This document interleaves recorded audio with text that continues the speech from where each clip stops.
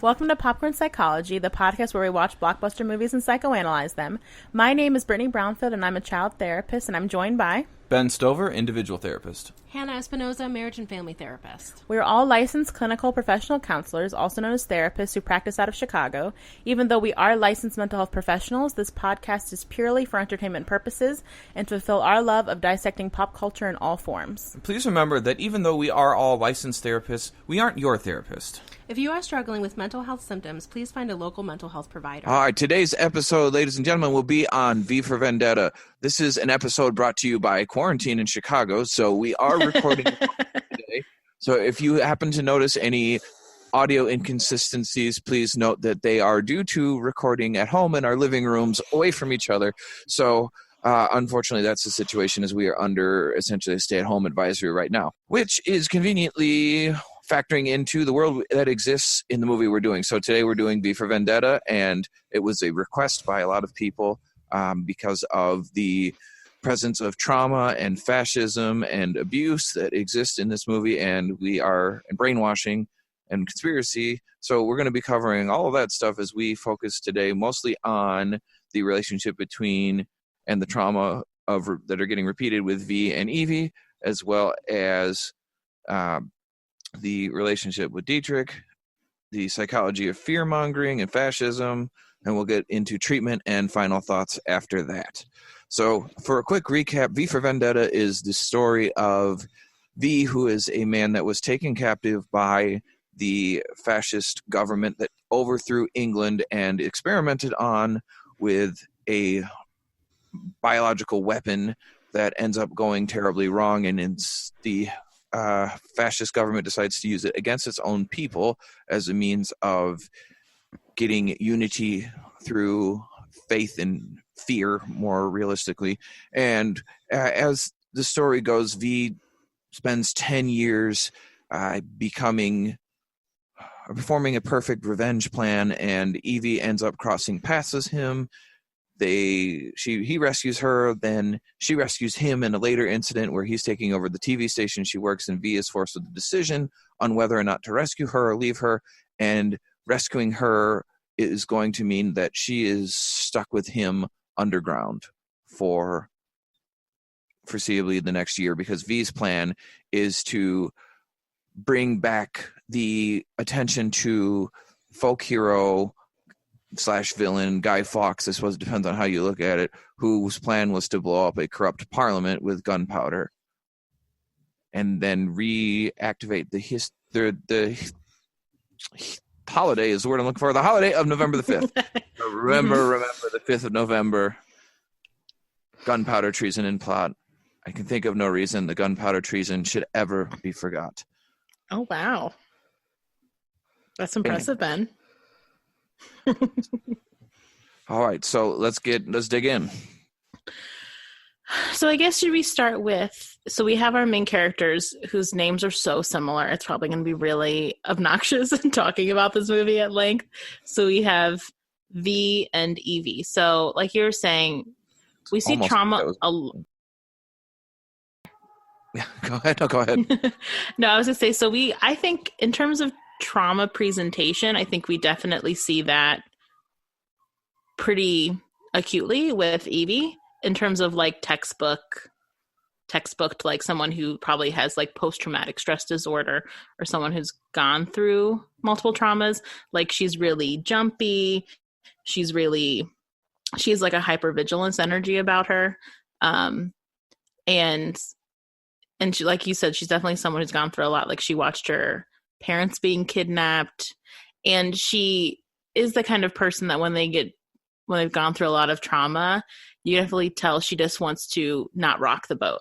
Like she goes along with a lot of these things in this movie because of just this fear of, I don't want to have something bad happen to me again. Yeah, because then she was institutionalized for 14 years in a juvenile detention. 5. 5 years. 5, whatever. 14, Yeah. 5. It was horrible, I'm sure. It was horrible. Of course it was horrible. Yeah, Evie's story is tragic. She saw her brother die of this virus. Her parents then became political activists during the rise of this fascist regime. They were black bagged, which means they were basically disappeared by the secret police, in which Evey saw. Police broke into her house in the middle of the night, black bagged her parents, clubbed them, and dragged them away. And then they dragged her away and put her into a reclamation project, meaning basically that they brainwashed her and put her in a juvenile hall type of situation for 5 years, essentially trying to reprogram her. So when we see her, she is very traumatized. She's been through a lot: loss of her brother, death of both of her parents, then loss of self, as she was completely victimized and reprogrammed by the fascist regime that now rules England.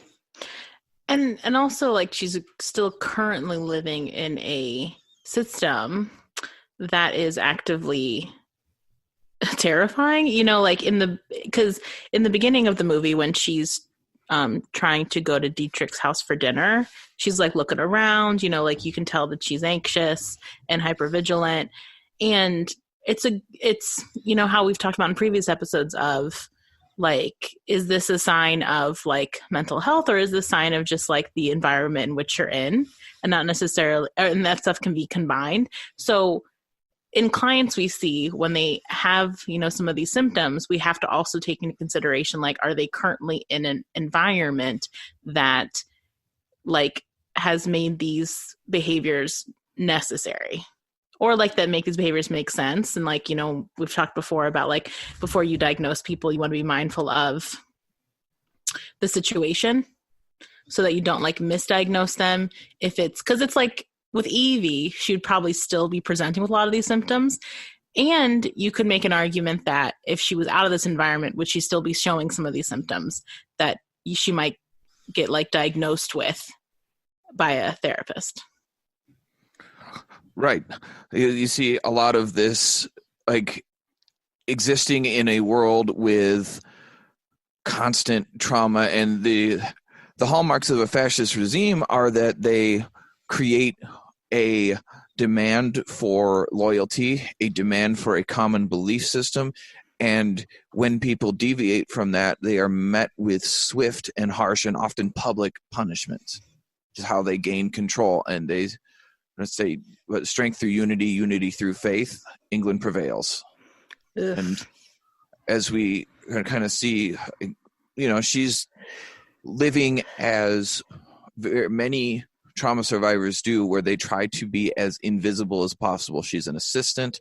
She tries to be very mousy. She tries to stay invisible and off everyone's radar, lives by herself in a small apartment, works in a job where she could be anyone, and tries to just provide people with what they need and then disappear again. Yeah, I think that's a good point. When you've gone through something like this, trying to keep yourself as small as possible.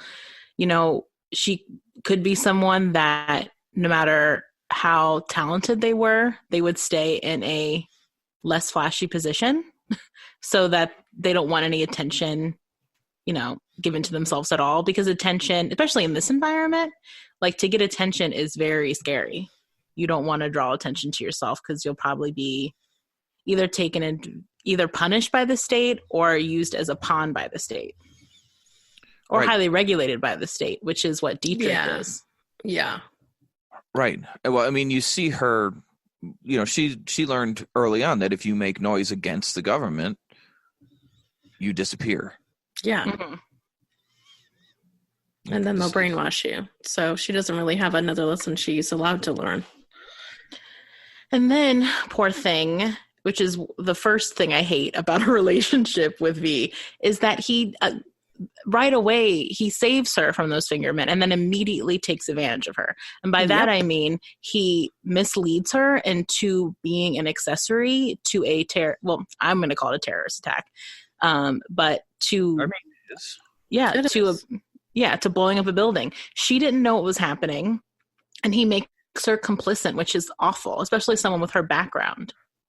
Correct. And especially with it being such a hyper surveillance society that there is a 0% chance that she is going to not be seen. Yeah, and not be seen as an accessory. Like, she has no good reason for why she was there, or a reason that this kind of government would believe. So he immediately takes advantage of that and acts like it's fun or something. Yeah, Like- because yeah. I mean, I feel like he's glorifying what he's doing and the way that he shows her, the way that he talks about it. I mean, and also how convenient for him that his face is covered up, so that the only person who would be who could be identified is her. Yeah, like, he effectively ruins her life when he decides to take her up there, and he presents it like a romp. Like, hey, I saved your life. Let's go have a romp. I'll show you the sunrise or something. Like, he makes it seem like it's going to be cute, as a nice little cute thing after he saves her life. And he makes her complicit in a terrorist attack, and where she's immediately identified, and they go to her work the next day to probably black bag her ass. Yeah. Right. Well, the local police wanted to kind of learn more about who V was and talk to her, but knowing full well, because what do you say? He just wanted a chance to talk to her before she disappears in one of Creedy's black bags. So he knew. Yeah. And she's at the grace of the one, or possibly two, his partner seemed pretty, I guess, decent as well, of people with a conscience in this movie, which is that main detective. I mean, he's still working for the system, but the main detective and his partner, I mean, for the grace of them trying to be a bit more mindful and thoughtful about it. Right. We see him starting to become disenfranchised with it. So we have a person, Evey, who had her autonomy taken from her at a very young age, and then lives in a society that gives no one autonomy. And then V, quote unquote, saves her. He does save her. And then he immediately takes away her autonomy by, one, making her complicit with a terrorist act, and then two, kidnapping her. And I know it's in the context of, it wasn't me, it'd be the government. It's still his fault that she's in that position to begin with. And he takes her into his underground lair, Phantom of the Opera style. And then she also has to spend a year living with him there. She's constantly, this poor woman's constantly re-traumatized by these people in her life, positions of authority, taking away her autonomy, telling her what her life is. And I think V is just as complicit as that as anyone else. He's also telling her, this is what your life looks like now, because I've decided, or the choices I've made. Correct. Yeah, there's no way in this story that Evey is not a victim throughout the film. As we look at what we see psychologically rather than narratively, what we see throughout this film is a really interesting example of what can happen when cycles of re-traumatization happen, and when people repeat the trauma that has happened to them in ways to try to get people to understand them. Yes. And it's often not done necessarily consciously, or in this case it was V very deliberately, in order to help free her in the way that he was freed, he put her through the same degree of psychological and physical torture that he went through, and essentially recreated and replayed his trauma story and created a bond with her by putting her through what he went through in a misguided attempt to connect and free her from the shackles of fascism. Yeah, because as you stated, V is another character. We don't know anything about him, I don't think, before he gets snatched for experimentation, right? We do not. Okay. I'm assuming he did something that was offensive to the government, and that's how he ended up there, like the gay woman that they talk about. And I mean, it is kind of that horrible combination of a person who has gone through abuse and has let that define relationships, I guess, to how you relate to other people. Meeting someone who has been abused, who has been traumatized, and just is kind of like that horrible, perfect combination of two people finding each other, and it just it's like a match made in hell kind of thing. Right. And so the psychological term, this one's going to draw way back to Freud, and I don't often use Freudian terms on much of anything if I can avoid it, but this time it actually is one that seems to be relevant in this story. And what we see is, in my opinion, a repetition compulsion. And the definition of that is that a repetition compulsion is when a person repeats a traumatic event or its circumstances over and over again. This includes reenacting the event or putting oneself in situations where the event is likely to happen again. Or in children, oftentimes we see the traumatic event come out in play, and they can put other people into the situations in which they were in, which I think is the way V is almost conceptualized as a traumatized child putting someone else into the traumatic situation which he was in an attempt to gain an understanding of them and to help them understand him. Yeah, it's that weird, like you were saying, bonding through pain, and we see it I guess I would compare it maybe to fraternities who do hazing and Correct. rights of manhood kind of shit. And when something like sexual harassment happens to a woman in the old, sorry? I said, and womanhood, sororities are just as bad. Yeah, and I was also going to say, so don't worry, I was going to pick on women. I was also going to say, when women go through sexual harassment, and the older generation of women will sometimes say, well, I had to go through my own shit to succeed, so this is your turn. Mm-hmm. So we do, I think, have this idea of it's weirdly bonding when we all get hurt in the same way, which is understandable because we want validation for our experience, and not a great way to do that is, do it to someone else and they can understand it. And it also is, I don't think he's necessarily doing it like that because I think his motivation's different, but it's that thing of the oppressed becoming the oppressor kind of situation too, of, or this idea that this is what relationships look like and this is how things are demonstrated. He doesn't, I don't think necessarily do that here.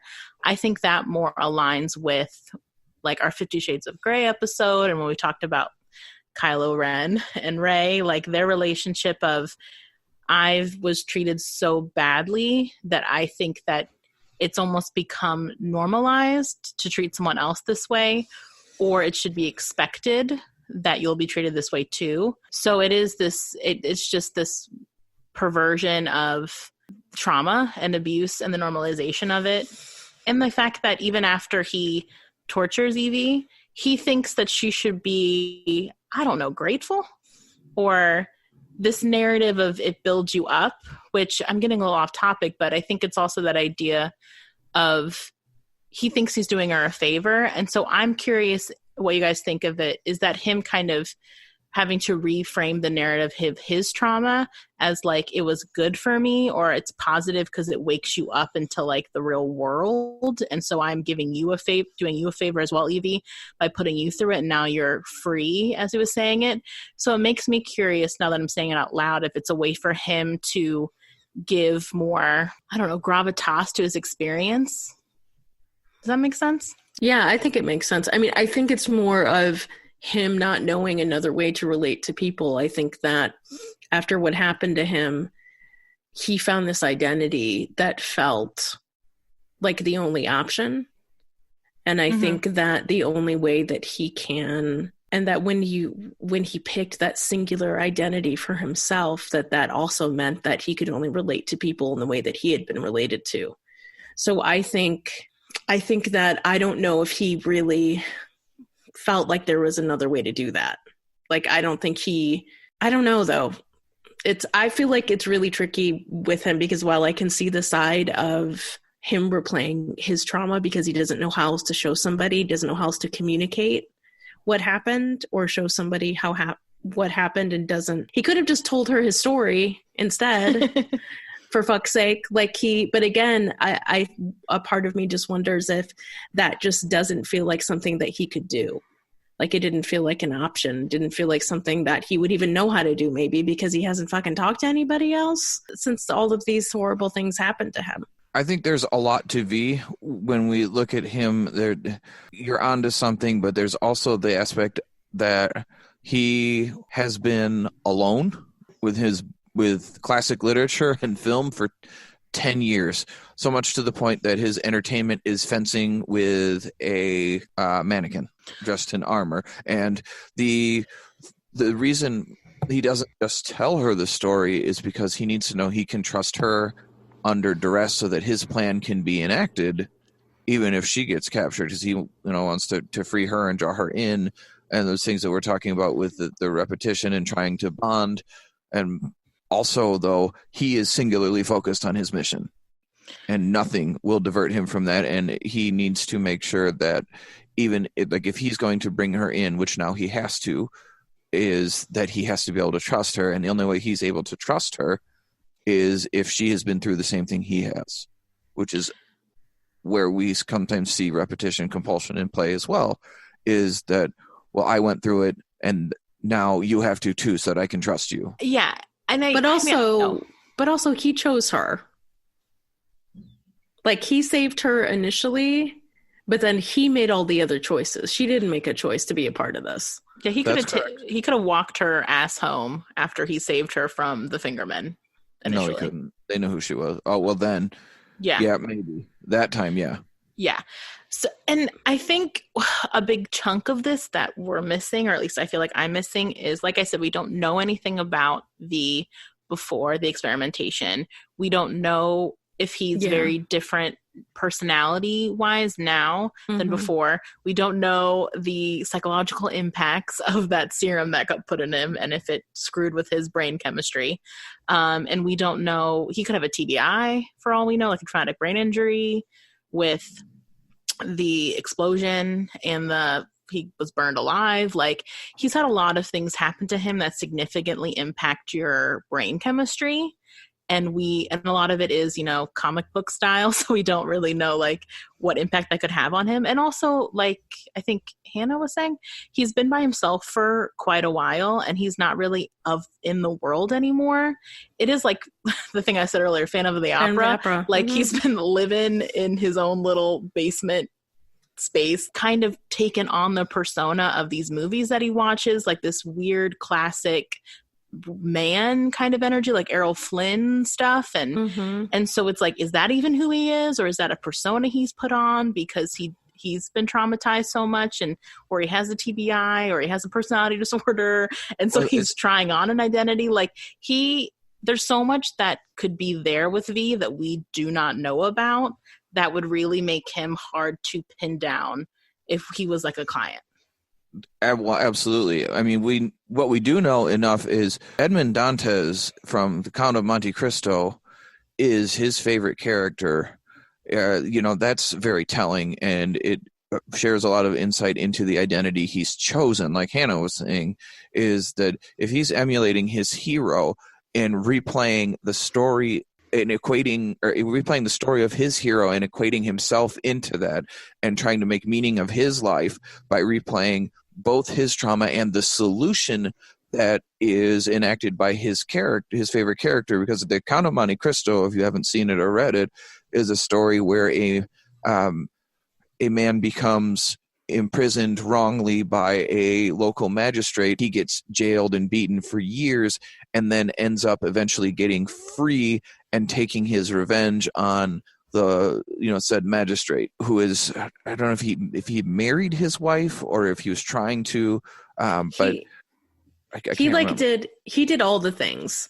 Like, it wasn't like I'm going to put you in jail. It's like, I'm going to find you and I'm going to ruin your life and I'm going to take every single thing I can from you, which I think really shows. I mean, it makes a lot of sense that that's who his literary hero was, or who he chose to model himself after, right? Because he does something very similar where this isn't like he finds the one person who made this choice. He finds everybody. Mm-hmm. And then he makes sure that the world knows, and not that it's just his experience. Right. Mm-hmm. And that's very much like what Edmond Dantes does, is that he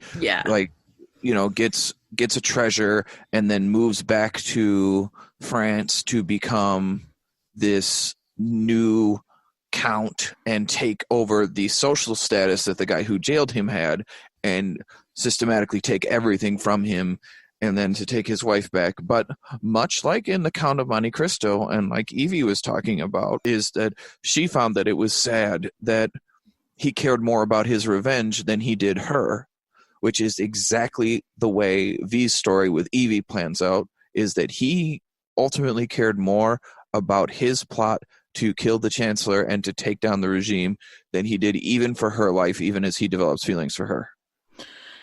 Yeah. I mean, as the kids would say, the government lives in V's head rent-free. You know what I mean? Like in The Count of Monte Cristo, that magistrate lives in his head rent-free. Right. And, you know, instead of thinking relationally, which is where Evie's more connected to, which is crying after watching Count of Monte Cristo and being like, we could be together. It's this narrow-mindedness that could, like I said, could come from a lot of things with V. It could come from trauma. Yeah. You know, I've worked with people, like trauma can give you a lot of rigidity in your thinking. And by that, it means like exactly how it sounds is you can't really think outside of an idea you've decided upon or thought you have. And so it can be this idea of like, I need to do this. I can't move away from this idea. I can't think flexibly. And you will get stuck in that rigidity until you feel typically safe enough, in my experience, to move out of it. And in this environment, this world that V and Evie live in, obviously there's no safety in which to feel like you can be flexible with the rigidity of your mind. And I think also wanting, I don't know if wanting is the right word, but also that when we have really traumatic experiences, it's really hard to believe that there's a gray. Yes. I think that it feels unrealistic because of if I experience these things, how could there be a gray area? And so I think, again, in some ways, the comfort of finding an identity and then leaning into it completely, because it doesn't feel like there's any other, because you don't know who you are. Sometimes when we're so destroyed, our humanity is so destroyed by the trauma that we've been through that we don't know how to connect because we don't feel like we're like anyone else. So then we find something that feels as comfortable as it can, but that also feels like we feel empowered instead of feeling like we'll be hurt again, right? Like we want to find a way where we can't be hurt anymore. And that is a very rigid belief as well. But that kind of like having to stick to the tenets of that identity make it so that we're very rigid. It makes that black and white where there isn't any gray, because the gray is uncomfortable and also doesn't feel as likely. Also, looking at it from the traumatized person standpoint is adding to what Hannah is saying, is you have to remember that the basic drive of all living creatures is to survive. Mm-hmm. So anything outside of V's identity of himself, like Hannah is talking about, anything outside of the tenets and the rules of the systems that he has created would represent threat to survival. Therefore, they are extinguished in as far as behavior trends. So he operates in a world where he has strict rules, strict codes, strict habits, and all of those are designed around keeping him and his mission safe. And anything that deviates from that would not be tolerated. Absolutely, which is why I think, which gives even a better understanding of why he traumatizes Evie. Because I think it's, again, this really rigid belief that that's the only way that this can be done. That if I go outside of that, then that means that I care about her. Or that she can't be invested in right like, or like social justice if I don't like wreck her and tear her down and break her spirit. Yeah. I don't think that's quite it. I think for him it's very much that I can't trust her, like, unless she is free. And I think, like, I don't know what he would have done. I think he would have just kept her caged up. I don't think he would have ever killed her, but I think he would have just kept her caged up forever had she not been able to break free of the bonds of fear, as he put it. And I'm not saying that I agree with him, because I don't, but I think that in his mind, the thing that he wanted was to have a person to share his message with and his mission And if you look in the case of Edmond Dantes, again, in that story, there is an older prisoner who is in the cell next to his in the movie from maybe 2001 with Jim Caviezel. It's played by who am I thinking of? The guy that plays Dumbledore. Michael Gambon? No, the first one. Richard Harris? Richard Harris. Thank you. I'm Hell like yeah. Ed Harris came in my mind. I'm like, no, it's not Ed. Richard. It's played masterfully by Richard Harris. And I wonder if he's trying to recreate, like, put himself in a little bit of that role and, like, bring her up as Edmond Dantes almost. And I just, as you think about this, like, you have to think about the distorted way of what he's thinking of himself as the hero in this story.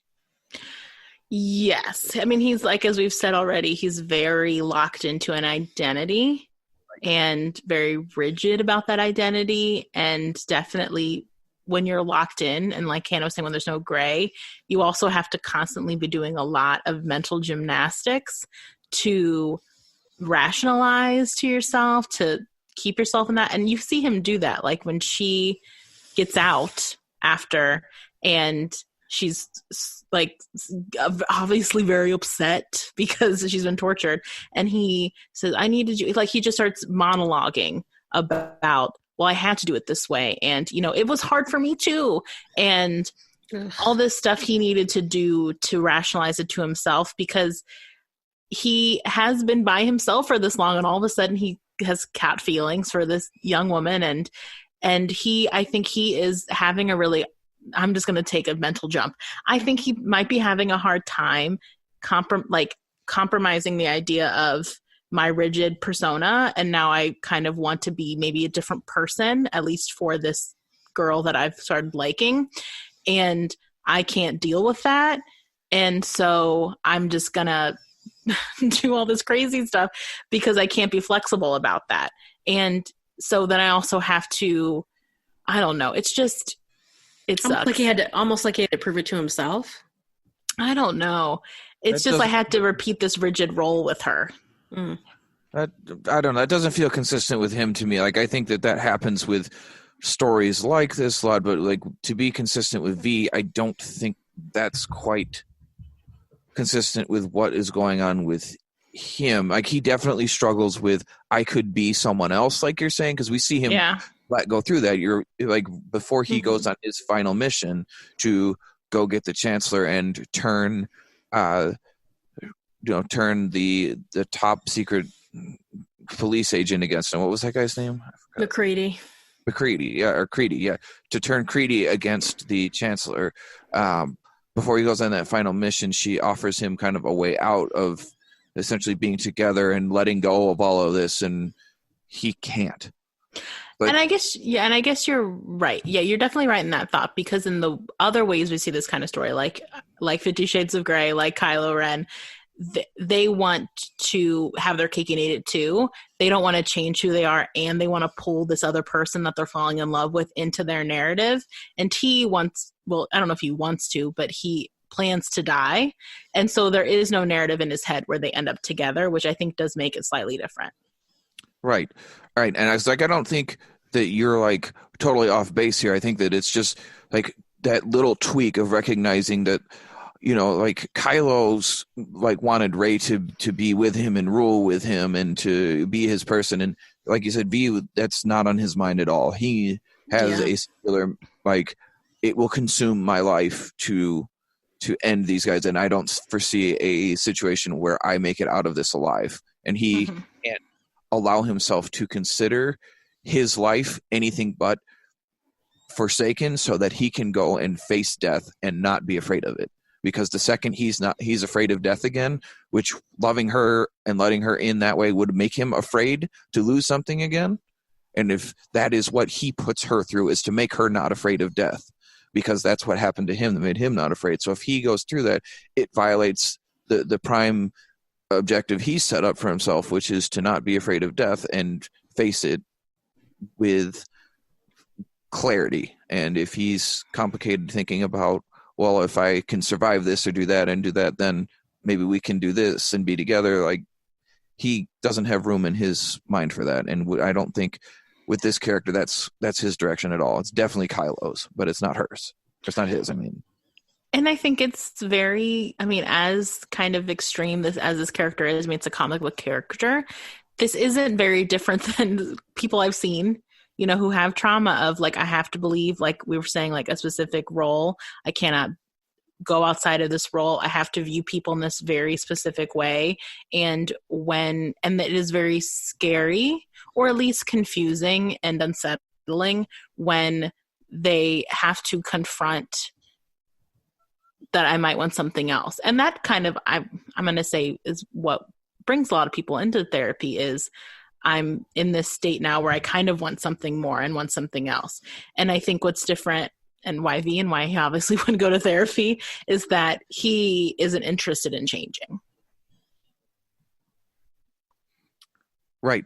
I think that's very true. I think that's very much that you're dead on there. And I think that's what we see him trying to give her. And as he's repeating his narrative, he's trying to free her from the fear of death so that she can face her mission with complete and total commitment and abandon, so that she can be locked in and immovable from her goals. And I think that's what he's trying to do. And it's, you know, it's not right.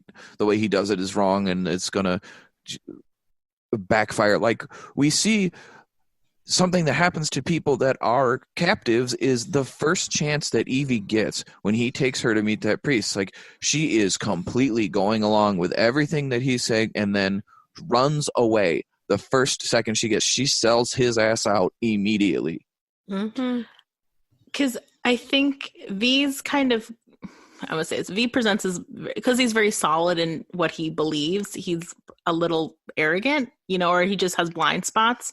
And so, you know, I think he doesn't really understand that someone with her background would comply just to comply, not because they necessarily believe in what's going on or because they've changed. Like, that there's a lot of protective factors going on there in terms of how she would protect herself, and honestly not giving her enough credit for being savvy.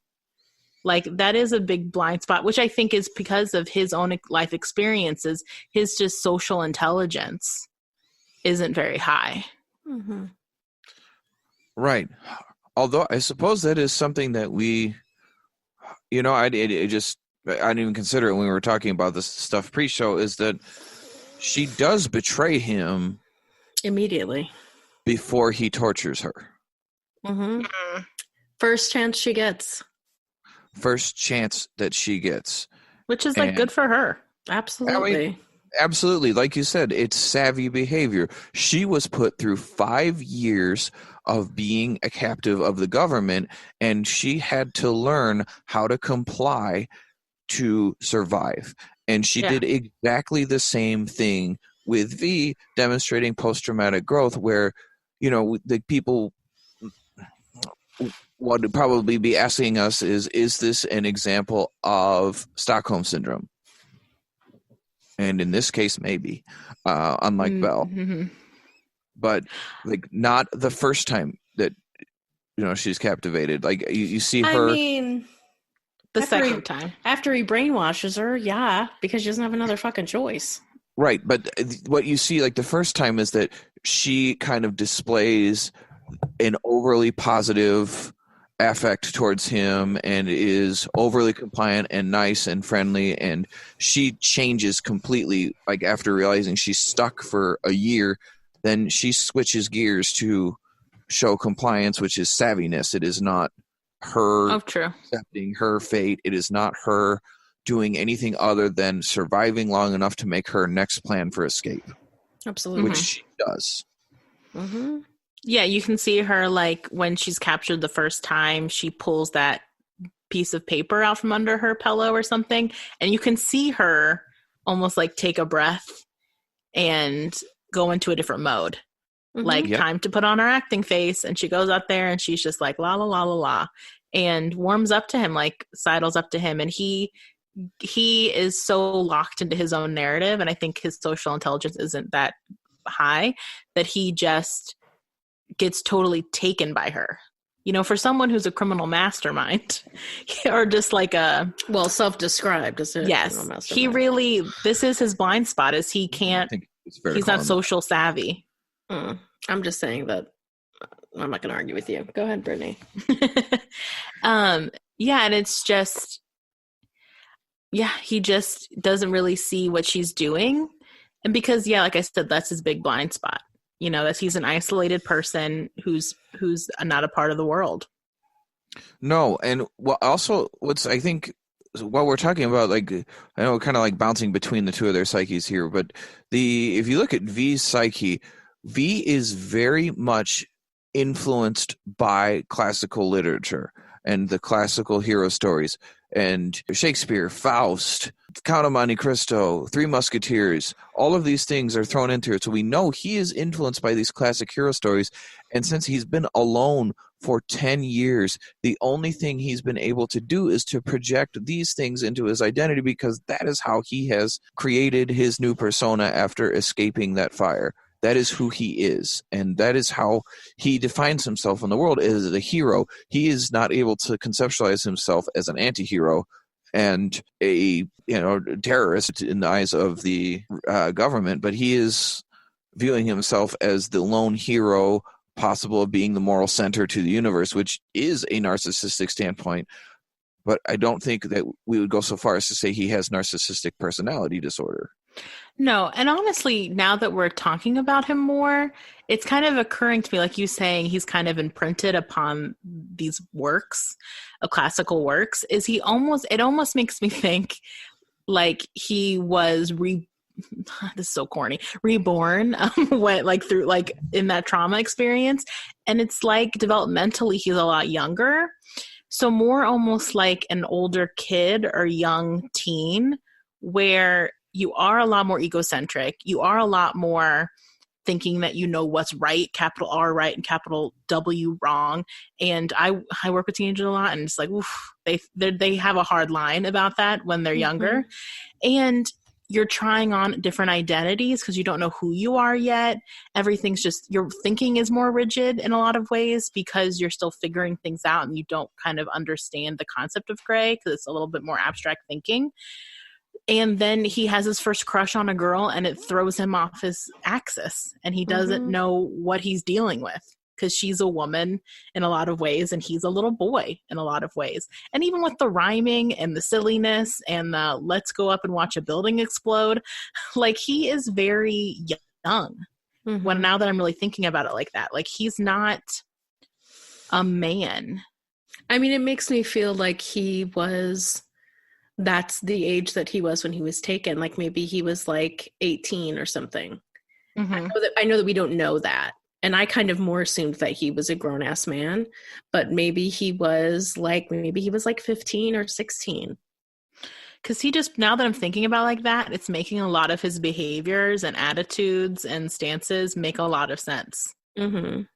Like mentally, he's still a teenager. He's learning his karate and his knife throwing. He's in his lair. He's reading his books. He's practicing how to be suave. He's really insecure about his appearance. I mean, understandably, because he's got a lot going on physically. Not that he should be, but you know what I mean. And I don't think he knows what to do with having sexual feelings or romantic feelings. He can do the kind of dorky old man dancing with her because that's something he's probably seen in a bunch of movies, like Errol Flynn movies. Oh, yeah. And I don't know if he would even know how to be a grown man in a relationship with her. He just seems very young. No idea.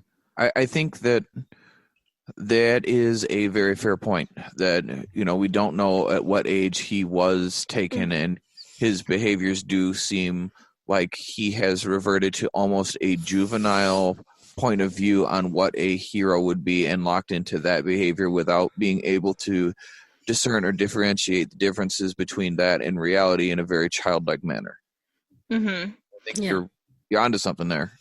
And then also, yeah, like repeating his trauma onto Evey, this very young thinking of this will bring us together. Like we'll do this scary thing together, or I'll do this thing too that was done to me, and then I'll have a friend. That's such a young idea too, of putting someone through something horrible as a bonding experience. Because it's all just this very young, unnuanced way of thinking. I mean, he definitely, as we know, operates in extremes. And this is all extreme thinking. And yeah, and like we've already said over and over again, he did not need to do what he did to Evey to get her on his side. And he really didn't think there was another way. And that's such a young, immature, for lack of a better word, way of thinking. There's only one avenue to do this. And trauma can make you regress. Trauma can make you regress. Trauma can make you, like Hannah was saying, like almost stuck at certain ages. I would be really interested to know his whole backstory. There's so much loose ends that could be, oh, this is why kind of thinking. Mm-hmm. Yeah. And also, like, remembering that he's been exposed to his own confirmation bias over and over, and that if you are searching for answers in classical literature, that classical literature had, not a ton of surprises in how the story ended a lot of times. Yeah. And that it's beat all for beat. It's beat for beat, but deliberately crafted narratives that as he's studying them, he's locking himself into, this is the way it must go because this is the way it happens in the stories. And the stories all operate on the similar philosophy that the hero must go through the hero's journey, which, must go through a shedding of your previous identity through pain and through suffering before, you must go through hardship before you can rise to your own power. Very Kylo Ren. I mean, I didn't think I'd bring him up so much in this episode, but you got to rip it down, as he likes to say. And I think it is. Every hero goes through that. Luke Skywalker goes through it. Well, Everybody. Speaking of a teenager. Well, exactly. What we haven't talked about that much, funny enough, in this narrative is that they do live in a world in which, you're exactly right, he can continue to validate the way that he's behaving because there is a horrible fascism, oppressive government in like the realist, almost cartoonish way, because it's a graphic novel basically. And so he has chosen an identity that can be validated over and over and over again, which then creates a situation in which he doesn't have to challenge anything ever either. Nope. And there's also no one there to challenge him. And all of us lose touch with reality when isolated. Yes. Isolation is the worst punishment that we have for human beings. The worst thing we do to people is lock them in a room by themselves for extended periods of time. Imagine what it would be like to be locked with your own thoughts for 10 years. Yeah. And I would say too, and then I'll move on from this point, I think another thing he does that's so young is thinking that Evey's going to have the same reaction to his experience as he did. Like he seems so genuinely shocked when she comes out of torture and is angry with him, or that she leaves him. He does have, which is very young, like your experience should be like my experience, and if it's not, then something's wrong with you. Absolutely. And also, and I don't know if this. I don't know. He accepts her leaving really fast. Well, it probably makes him uncomfortable. I mean, he already tortured the fuck out of her. What else is he gonna do? Well, I mean, no, but I mean, like, I agree with all of it, but something's wrong with you. I don't think that part. Okay. That part I challenge. The other parts I'm with you, but I don't think that he got to the point where something's wrong with you. I think through doing that and seeing her reaction, it shook him out of the single-mindedness that he was, and he realized that he did wrong in what he did. I guess that's more what I mean, is like he's so shocked by the way that she responded to it. It didn't occur to him that it would be different than the way that he responded to it, which is such a young way of thinking. See, that I agree. Absolutely. Yeah, but also if he's reading classic literature, I mean, women are also submissive to men in those stories, and men are Well, people do heinous things. Well, men do heinous things to women in the name of love, and it's very Yes. romanticized. So, also exactly what you're saying, Hannah. If he's deriving a lot of his like social cues and identity points from these classic works of art or literature or these old movies, the dynamic of men and women in those movies are bad. Like it romanticizes a lot of horrendous treatment of women, and the women are either like aroused by it or thankful for it, you know, or they don't even recognize it in those movies. It's so normalized. Like The Quiet Man, which is one of my dad's favorite movies, John Wayne pulls, is it Marlena Dietrich? No, it's her Maureen name? O'Hara. I got it almost right. He pulls her ass by the hair for like, what, 2 miles? I don't think it's that far. It's 5 miles. Oh my God. Okay. I'll take it back. And that's romantic. and they're like a romantic story.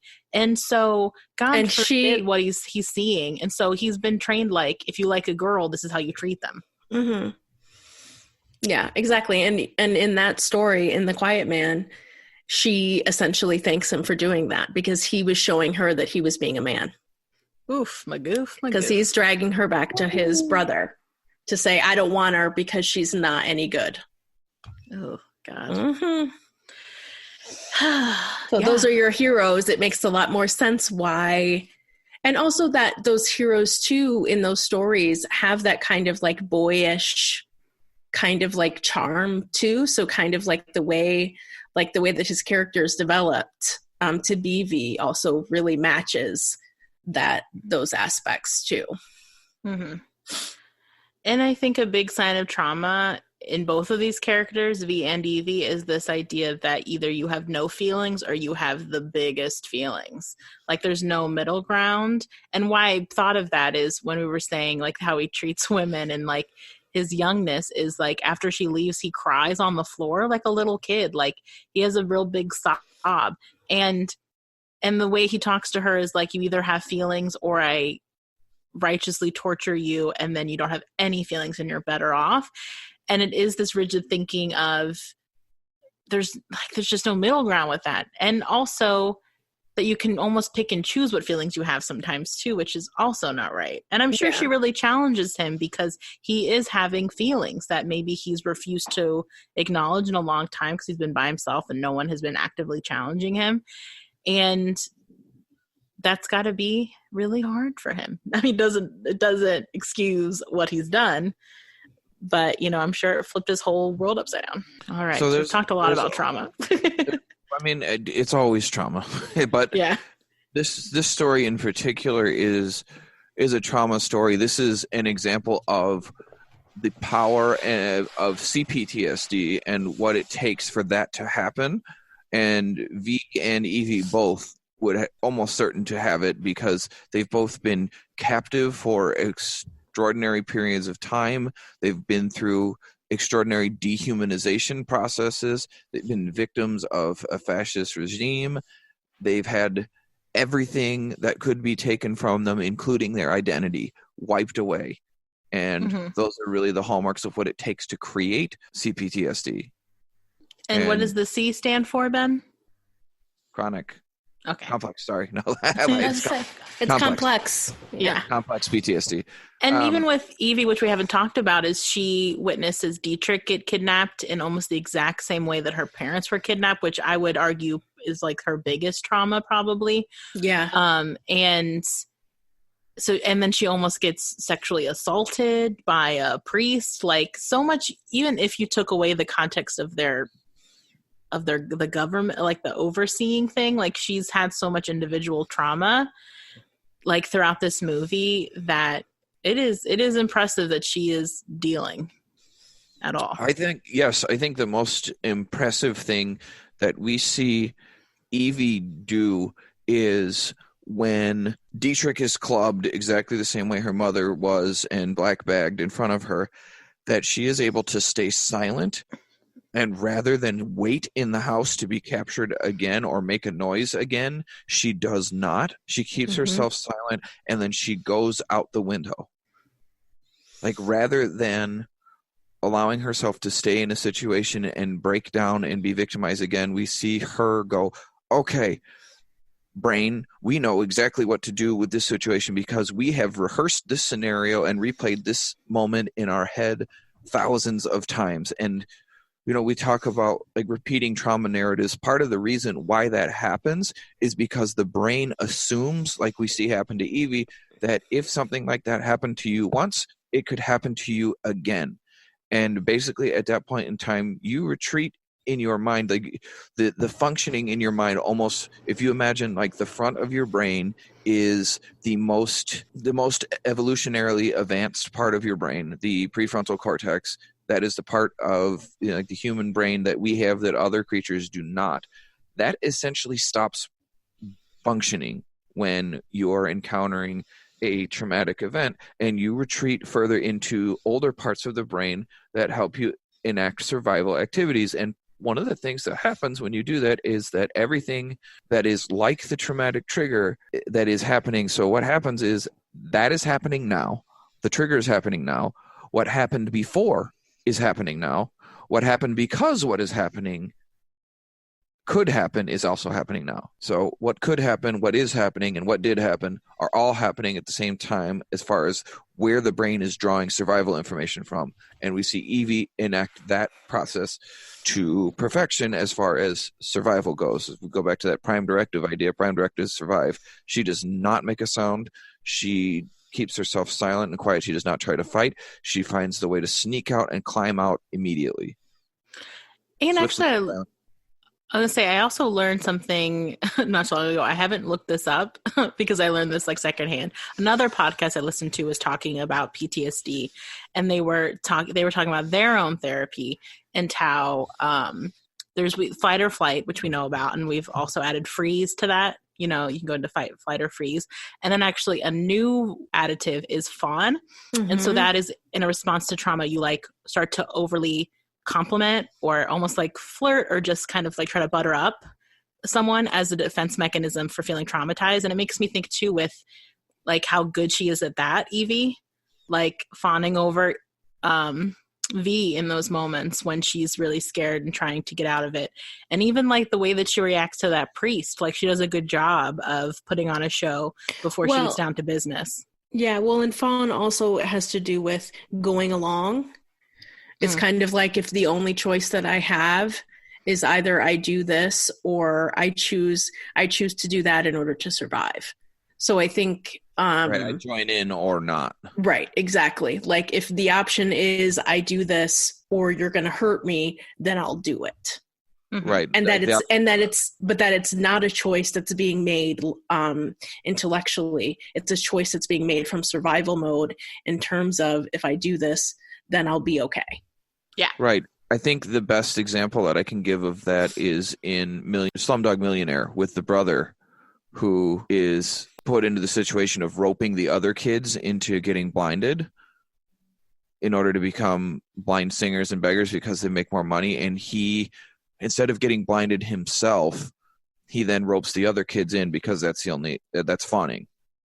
Okay. Yeah. Yeah. That makes sense. Yeah.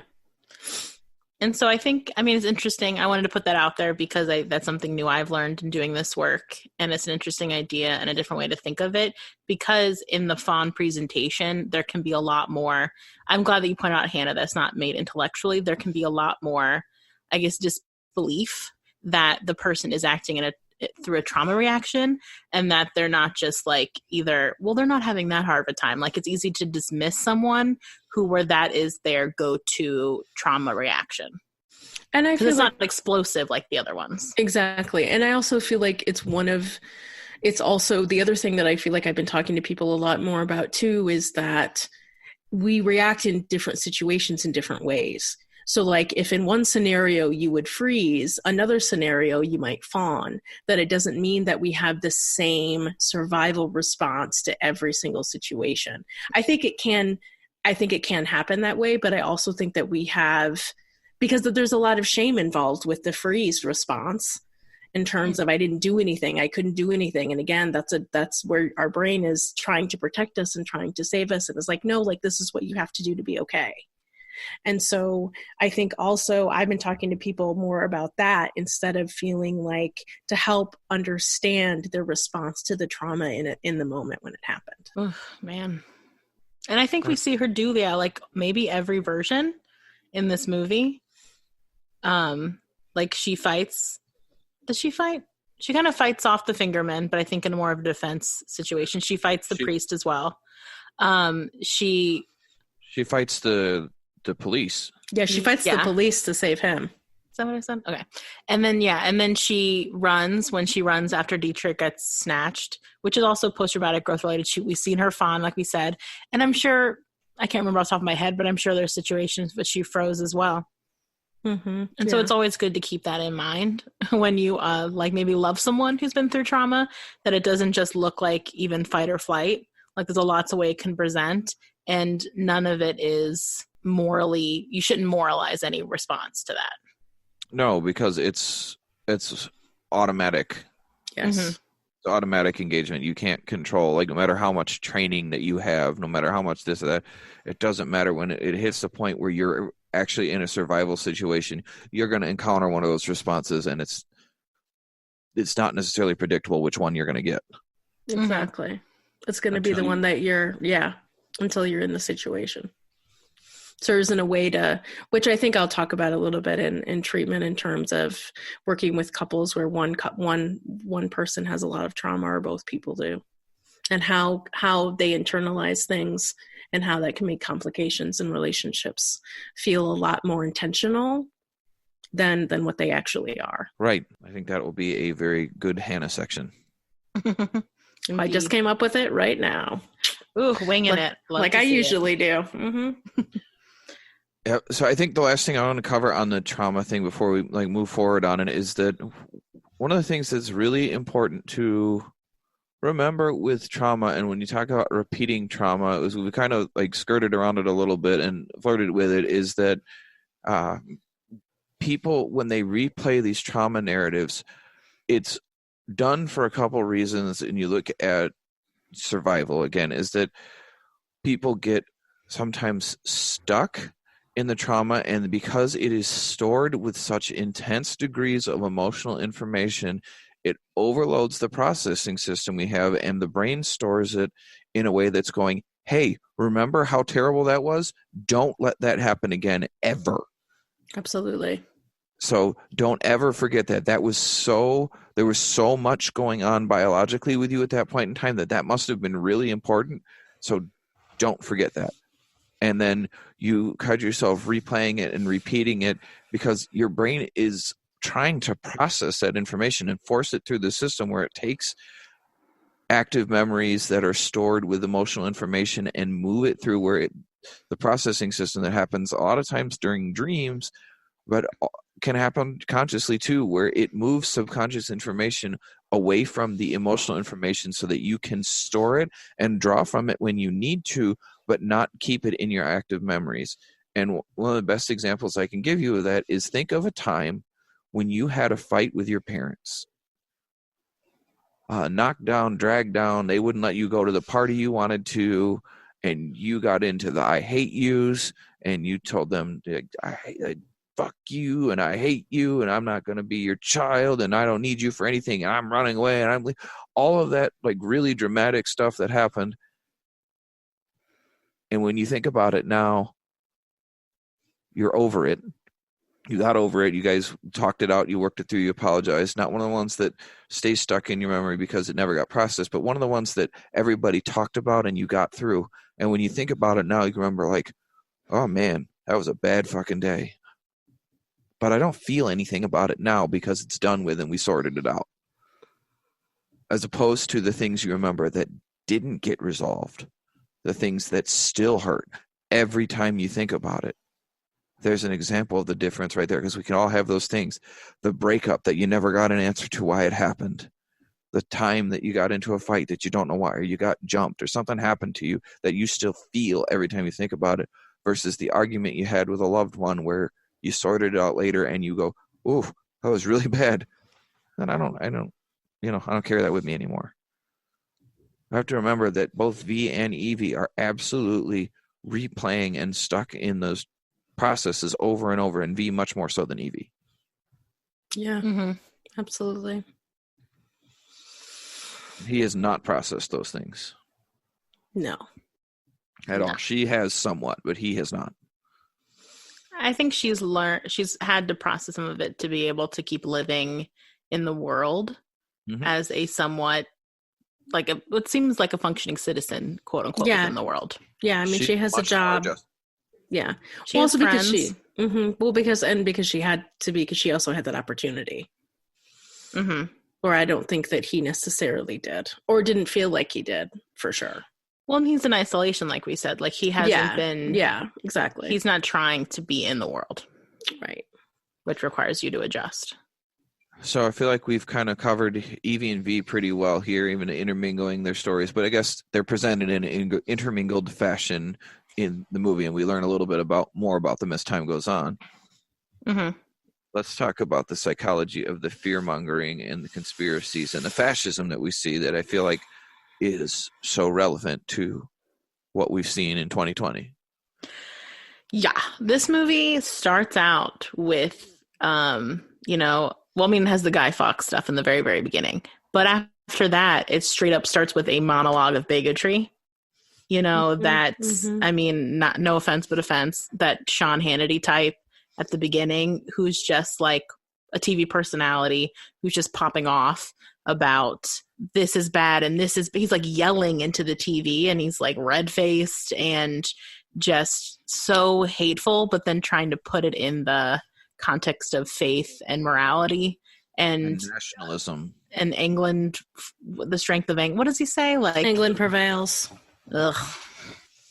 Yeah. Mm-hmm. Blustering. Yeah. So the narrative of this movie, which we've danced around, is this, fear-mongering fascist society that is, it did a lot of, what did they say they did? They did the St. Mary's thing. So basically what we didn't really mention is Evie's brother dies because a virus is released at the school he goes to, I think, and it kills all the children Really? via the... Yeah. And so the government actually does that in order to say that it was an outside terrorist attack, and then it can like bolster up this claim of like nationalism, and we have to think of ourselves first. It's American first kind of stuff, and it's just using fear and using psychological tactics to make people. It's the us and them, which is very big in social psychology, which we all do because we have brains that stereotype in order to hold information, and because of our Neanderthal brains that had to think like, strangers are bad because they're going to attack my tribe and take my food and take my women and all that kind of primal shit. And so it feeds on that part of us, like we've talked about with trauma, is the fear part of our brain isn't the smartest area of our brain. It definitely keeps us safe. It's probably the oldest part of our brain, if I had to make a wager. I can't remember anything from my behavioral neuroscience classes in college. Besides brainstem, yes, it's it's the most primal. Yeah, and so it just feeds into that part of us that, the fear takes, we all know this, like fear takes over our brain. That's what we've been talking about with trauma, is fear takes over our brain because we need to survive and we need to live. And so fear tells us this is going to happen or we're going to die. And this is what this whole message bleeds into. It's just, trying to keep everybody on the same page. Right. So we see this done masterfully. And one of the ways that you see this repeated over and over throughout history, like we talk a lot of times about like the Creepoids playbook, and I almost feel like maybe we should just write it. Like Popcorn Psychology, Creepoids playbook, TM. But anyway, the thing that seems to happen is that when fascist governments take control, it almost follows a playbook. And you see set things happen where there becomes religious extremism. There becomes intolerance for others. There's a definite othering of a malicious other. There's a divisive thing. There's an intense pull to nationalism. And there's these set steps that are so clear that they even post them in the Holocaust Museum. And if you want, you can kind of look up those steps and follow them and see how it happens. But you see in this movie that all of those things have already happened, and the monologue we're referencing by Prothero is terrifying because it's exactly what we're seeing happen on these news opinion shows now. You are seeing propaganda being used in order to create a singular message among a population, which is particularly happening with things like Fox News and Newsmax and whatever. Who's the other yelling angry guy? Alex Jones. And God, we shouldn't even speak his name into existence. He should, yeah. But he does this, and whoever Q is with QAnon does the same shit. Yes. Like even bigger degree, but they create this sensational narratives of you're in danger and your family is in danger and your way of life is in danger, and the only way to do it is our way, and we must band together in that, and then creates the system of not only like powerful orators creating this standardized image of strength, but also completely shaming and tearing down the other sides so that it's join us or face shame and then later face punishment, ostracization, beatings, death, execution. And in this movie, we see examples of how all of that has combined. And then what's unique about it is we see the inner workings of it when we have those meetings in the dark room with John Hurt, the chancellor. Yeah. Which I thought was a fascinating choice because he was the star of 1984. Oh, true. Yeah. No, I mean, they're very on the nose, because this is an extreme example of like straight up censorship, straight up propagandizing, government having their hands in everything and like creating outright lies. Like you see them, that one guy who's like, I would assume like the chancellor of media or chancellor of propaganda or whatever. You see him constantly figuring out like, how am I going to spin this story? And straight up lying. Like the way they spin the story when V takes over the news station and there's the footage of him, the policemen getting their asses kicked by him. And they show the same footage, but in such a different way that it looks like V got captured and that the officers were heroes. Right. And if you control all of the media, the state, you control all of the media, all of the information people get, you can eventually start to portray such a consistent message that it starts to warp people's interpretation of it. And we have seen that happen in America over the past 4 years, maybe a little bit longer. Yeah, I mean, it also is, well, there's the fear base, so we're not thinking with our whole brains. And also, when you are that scared, you don't, like I said, you don't have the space to think more nuancedly. And also, when you get into those extreme points of view, it gets so uncomfortable to think of like some sort of middle ground or to change your thoughts. Like we talk in, psychology, there's the term cognitive dissonance, which is the idea, and I'm sure I've talked about before, I know I have, of this idea that when we encounter a thought or a fact or a belief that conflicts with a strongly held one within ourselves, it's almost like our brain, it's like we cannot compute and we get really uncomfortable. And a lot of times what we will do is we will just dismiss that thing or ignore it or write it off so that we can stay in the comfort of the established belief that we have. And it can go the other way as well, where we actively seek out things that only confirm our bias so that we never have to experience cognitive dissonance. Because in order to change, you have to embrace cognitive dissonance and work through that discomfort. And if you're not feeling safe enough to do that, or if you just don't have the desire to do that, you will continue to seek out narratives that fit the belief system you're holding, which is why, along with the story too, like the idea of conspiracies, which in this movie they're founded, like we see all the behind the scenes doings. So the conspiracies that like V is involved when, they are true conspiracies, like all the government's shit.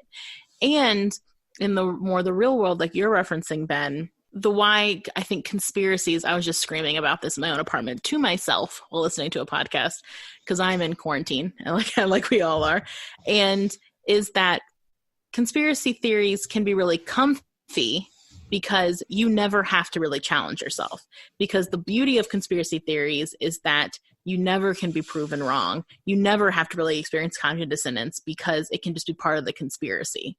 Like, you don't have to be actively challenged. You can just continue your confirmation bias of just finding things that fit your conspiracy. And if it doesn't, you can just say to yourself, well, that's because that's part of the conspiracy. And that's where it gets dangerous, because Yes. it can never be proven wrong. But also, like, the other side of it is that people find identity and meaning and togetherness in it, Yes. community, because what no one wants is to feel like the wool is being pulled over their eyes. And if you scour the internet and you find the details of the stories that seem the most outrageous, but maybe they just could be true, and maybe I'm one of the people in the know and I can say I knew it was happening. We are seeing that happen with things like QAnon, where people are vying into these outrageous claims that Democrats are keeping a secret cabal where Yes. they are murdering and sexually abusing children On an island, right? like That's on an part of island, or yeah, it's part of it, or in a secret sex ring, and that Donald Trump is the only one who is working to expose them and stop their evil. No Yeah. shit, huh? I just listened to a podcast on Dak Shepard's podcast where he has a guy on who's like an expert in QAnon. So I just actually learned all of this stuff the other day, coincidentally. And I think in this situation, which is part of the psychology that we're talking about, and like, I'm going to say his name again, even though I just said I wouldn't, Alex Jones, and like the Q guy who's responsible for QAnon, is that then your identity can become this person, you know, and you feel a lot of power and you feel a lot of control. And there's probably a big level of, I hate to say it, fun and pleasure because with the QAnon thing, what I learned is that guy who goes by Q, I think, or maybe QAnon, will just do little Q drops every once in a while. Like, he'll just pop up, throw some info down that just freaks everyone out, and then he dips. And so that he can like witness the aftermath. And get whatever thrill he gets fucking guy from that. New Jersey in a basement. It's always one guy. Like, there's like the Catholic Crusade people is one guy in a basement. Like, whenever you see something written up, like the Catholic Church didn't like this and it has a name to it, that's also one guy. And so it is like, you know, the feeling of control. And I think what makes me sad about all this is that people who buy into conspiracies, people who contribute to fear mongering, people who even like go along in one way or another with like fascism, there's obviously a lot of pain and hurt, and there's something going on that they can't deal with. And it's just a shame that we don't live in a society or in a culture where we don't just, you know, deal with our mental health. I mean, that's the point of this podcast, right? Is to continue to normalize and spread the narrative of mental health, destigmatize it so that people actually deal with what's going on with them instead of joining groups like incel groups and conspiracy groups because they're looking for belonging. There's probably some deep inner pain that they're trying to heal by engaging in these behaviors. And that fear mongering, the way that happens in our media isn't only relegated to Fox News. I mean, everybody sensationalized the way that they talk about things. Yeah. I don't watch the news. I never have watched the news because it sucks. And I'm just not fucking interested. And I never have been, like, ever. So, but like. Something scary happened. Huh? It's in today's news. Something scary happened. Someone died. Some disease is coming. It's always the bad news. Yeah, it's always, and the way that it's reported. I mean, I know that haven't really been watching the news, and I watched when RBG died. I watched MSNBC, which I'm sure nobody will be fucking surprised by.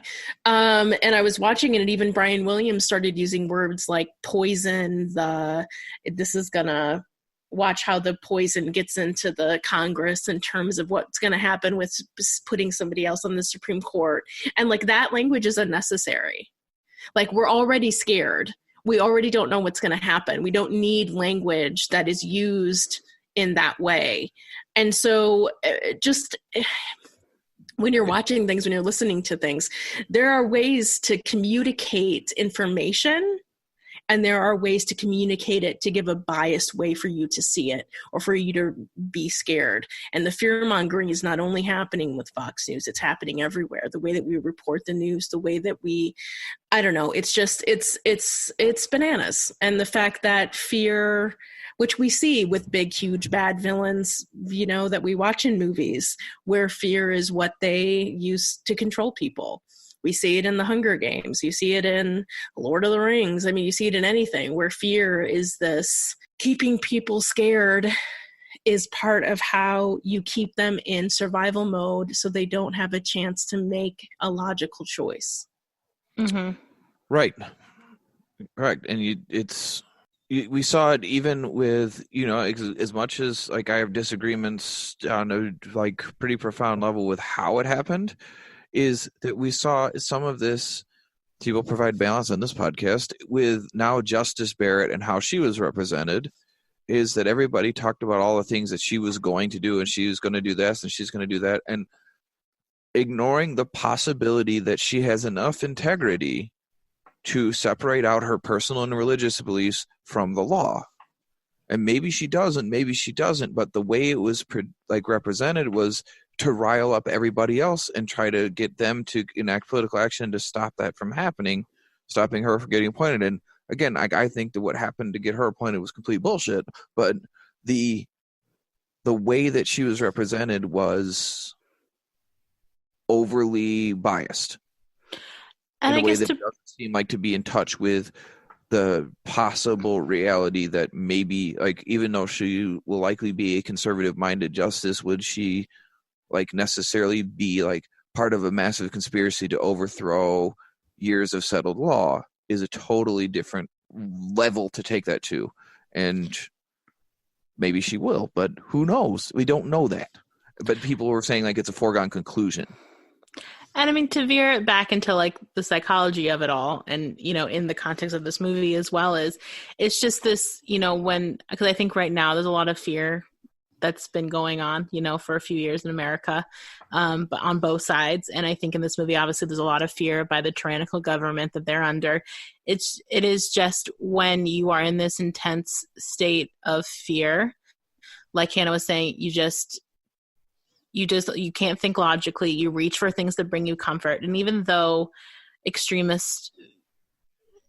viewpoints are scary, there's also comfort in not having to think more nuanced than that, of just because the us and why we do the us and them thinking as well is because there's comfort in thinking these are my people.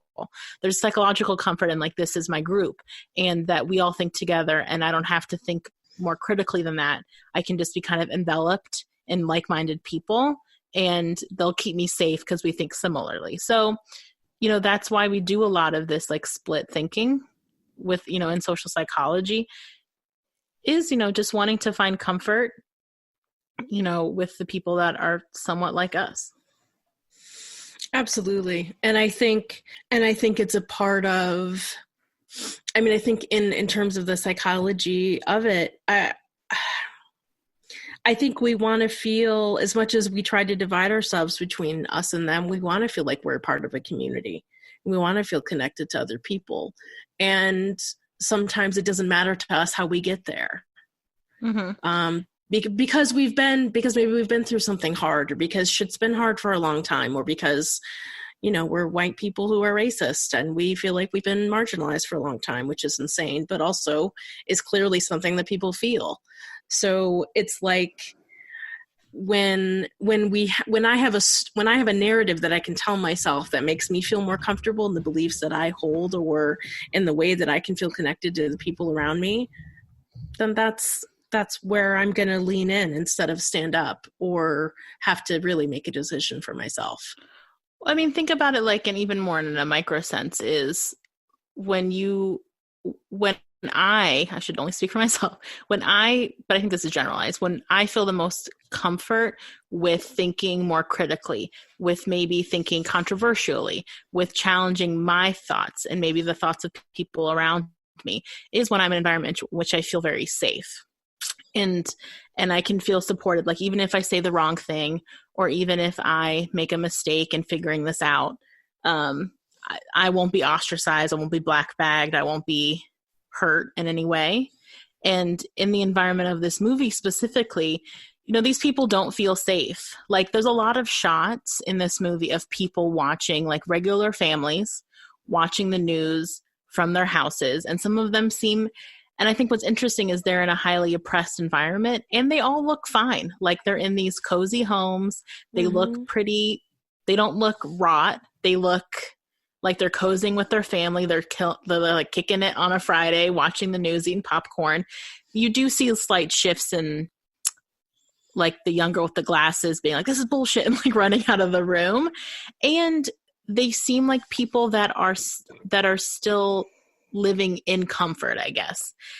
And in a bigger sense, they're not. They're just trying to probably stay as small as possible with their own beliefs, like not ruffle any feathers, because they're not in an environment in which it's safe to think outside the box, because something bad will happen to you.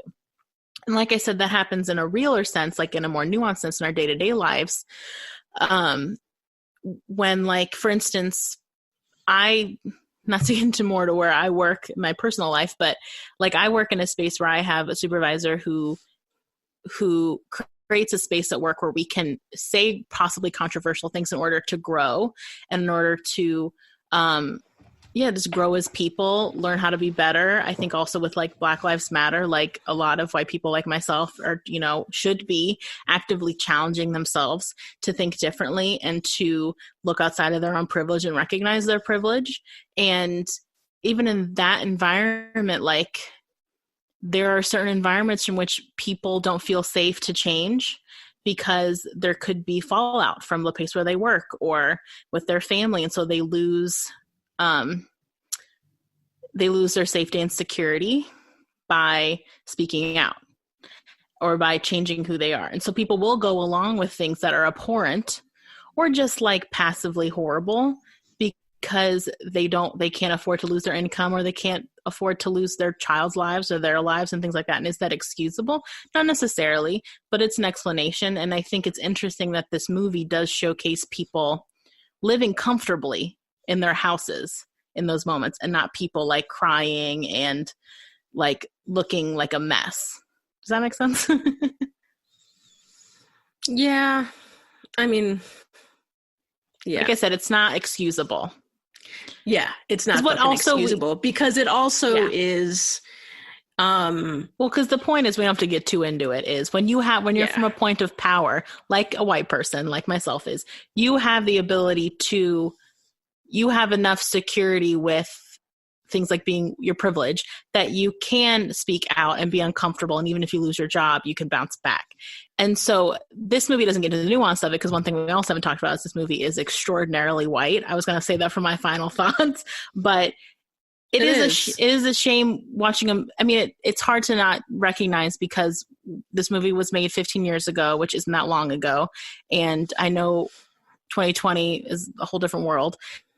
And it's alarming to watch a movie about quote unquote marginalized people where there's not a single face in it that I could find, maybe in a distant crowd shot, where it was a non-white face.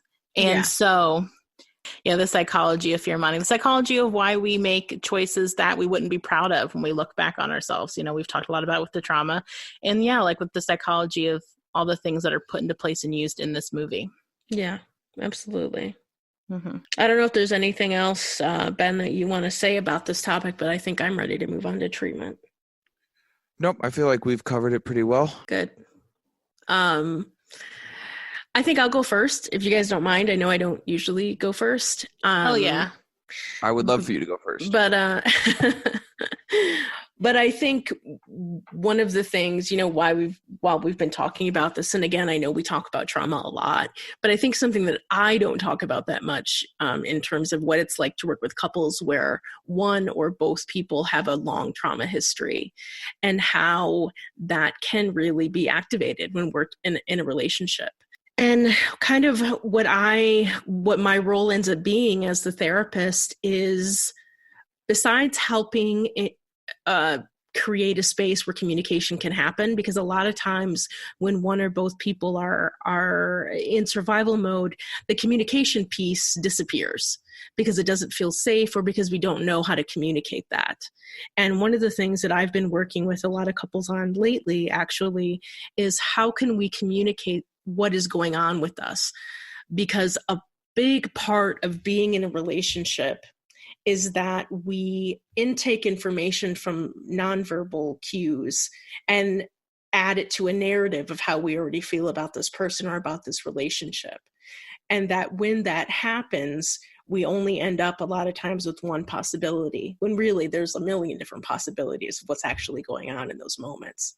And for people who have a long trauma history, their narrative has been reinforced for a really long time about certain things, where certain core negative beliefs about I'm not good enough, or I'm too much, or I'm inherently bad.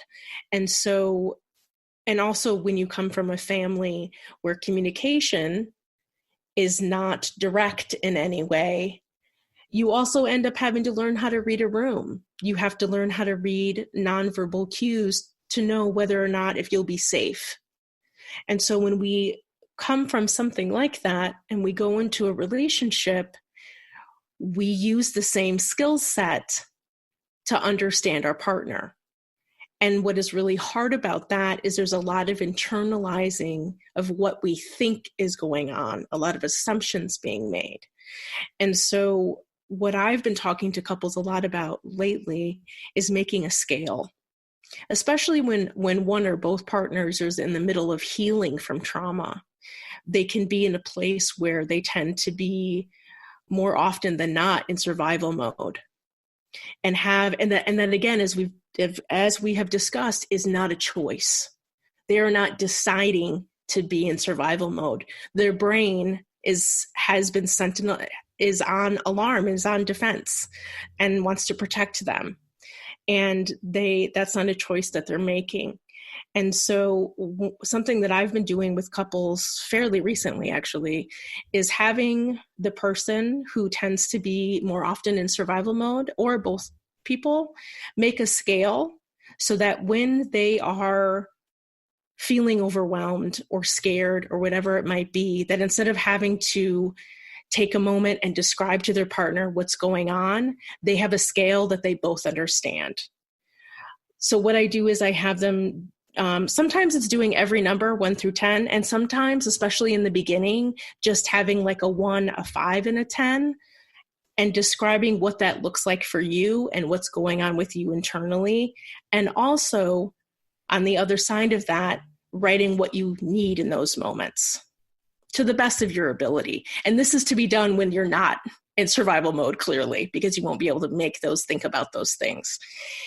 And that's for a couple of different reasons, because I think that in terms of being in a relationship with someone who, again, has a long trauma history, that there can be a lot of confusion on the side of the partner who doesn't understand what they may have done, like, what did I do? Or like, you should get over this. Why are you feeling like this? I haven't done anything different, or I came in the same way I came in yesterday. What is going on? And there's a lot of confusion. And I think in part, having the scale helps decrease the unknown factor of I don't know what's going to happen today, and helps give, again, and it's one step, right? Healing trauma is a process. And sometimes, depending on where our partner is in their healing journey, they might need different ways to communicate what's going on with them. And what I really try to help also untangle is the intentionality of the way that we behave around each other when we are feeling triggered.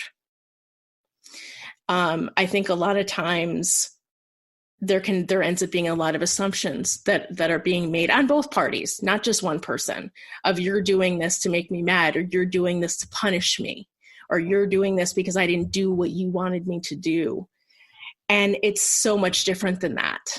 It's so much more about the way that I'm feeling about myself and the way that I see my value and my worth in this relationship.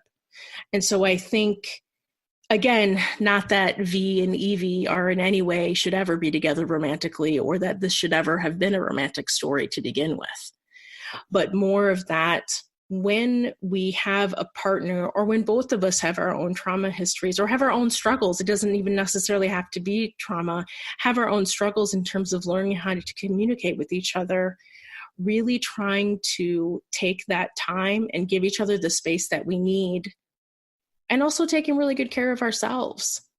I think one of the things that's the most important is that you have to be able to take care of yourself and your own reactions so that you can put your energy towards the relationship.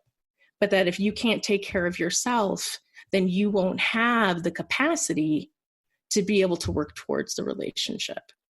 So I think that is just something to point out in terms of expectations to have about a partner, expectations to have, and just in terms of communication, and even just talking about what was communication like in your family. That's where it's modeled for all of us. That's where we learn what is okay to say and what's not okay to say, and when it feels safe and when it doesn't feel safe. And it's pretty rare to be in a relationship with somebody who has the same communication in their family as you do.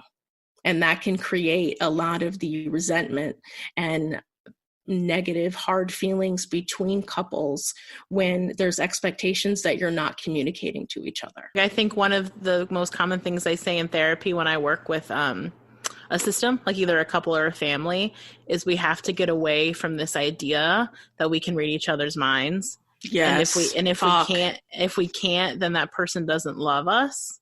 Because if they loved us, they could read our minds. Because even like you're saying, in a family system, let's say if it's a couple and they come from a history of like trauma within a family system, because there's so much rigidity within trauma, they can have a family system that probably can anticipate each other really well because of the rigid system that they're in with their trauma.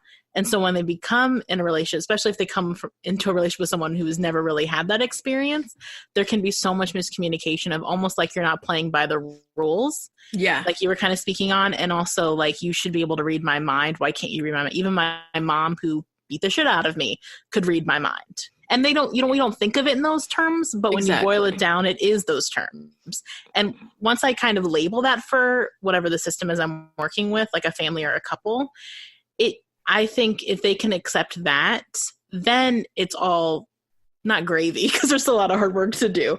But if you can accept that, it makes the road ahead a lot easier.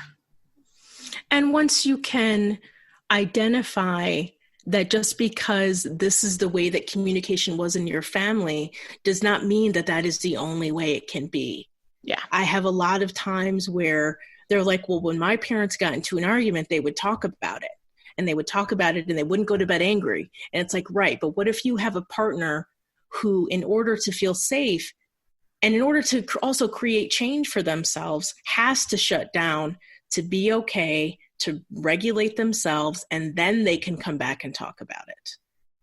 That there can't be these rigid ideas and rules around how we communicate, when it's a lot more based on what the person next to us is, and not based on, well, this is how my family did it and blah, blah, blah. But I know that does very much have an impact on how we communicate. And at the same time, really being able to be much more flexible about the place that we're at with our partner, and trying really, really hard not to make assumptions. And also knowing that a partner who has a long trauma history doesn't feel safe or doesn't have a lot of practice with communicating when they're in that state. They don't have, so they have to learn how to regulate themselves after they've been in survival mode, and then B, figure out what those thoughts and feelings are, and C, communicate that to a partner. So as a first step, a scale is, I'm feeling that you come home, you look at me, can maybe tell that something's going on, and I look at you and say, I'm feeling like I'm at a 5. Mm-hmm. So I'm going to go into my room. Yeah, it's, you have to be and that concrete. Having exactly, but then the partner who knows what the 5 means know that when my partner's at a 5, they need time alone. Doesn't mean that they don't want to spend time with me. Doesn't mean that they don't want to support me. Doesn't mean that they don't want to hear about my day. It means that in that moment, they don't have the capacity to do that. And they want you to know because they don't want to hurt your feelings.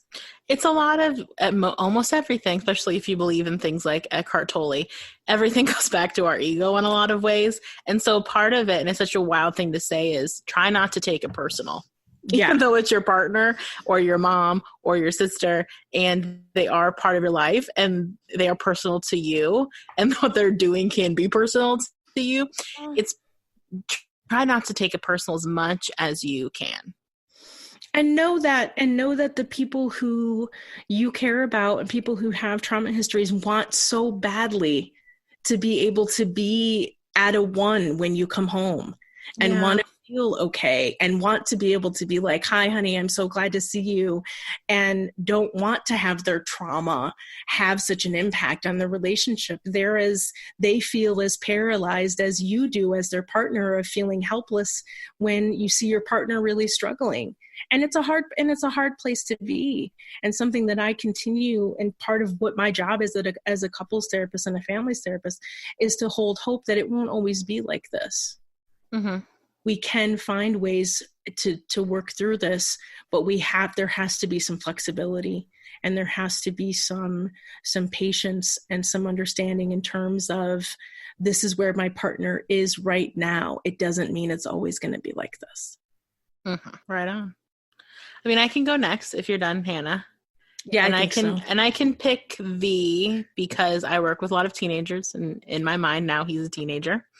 And I know there's a lot, like I talked about before, there's a lot we don't know about V, which could alter treatment slightly, in the sense of, like, it would help me kind of decide, like, does he need medication? Does he not need medication? Do I have to be mindful of what he's capable of versus not capable of? Like, in the sense of, like, if he does have a traumatic brain injury, which we talk about in the Dark Knight episode with Harvey Dent, if you want to know more about that.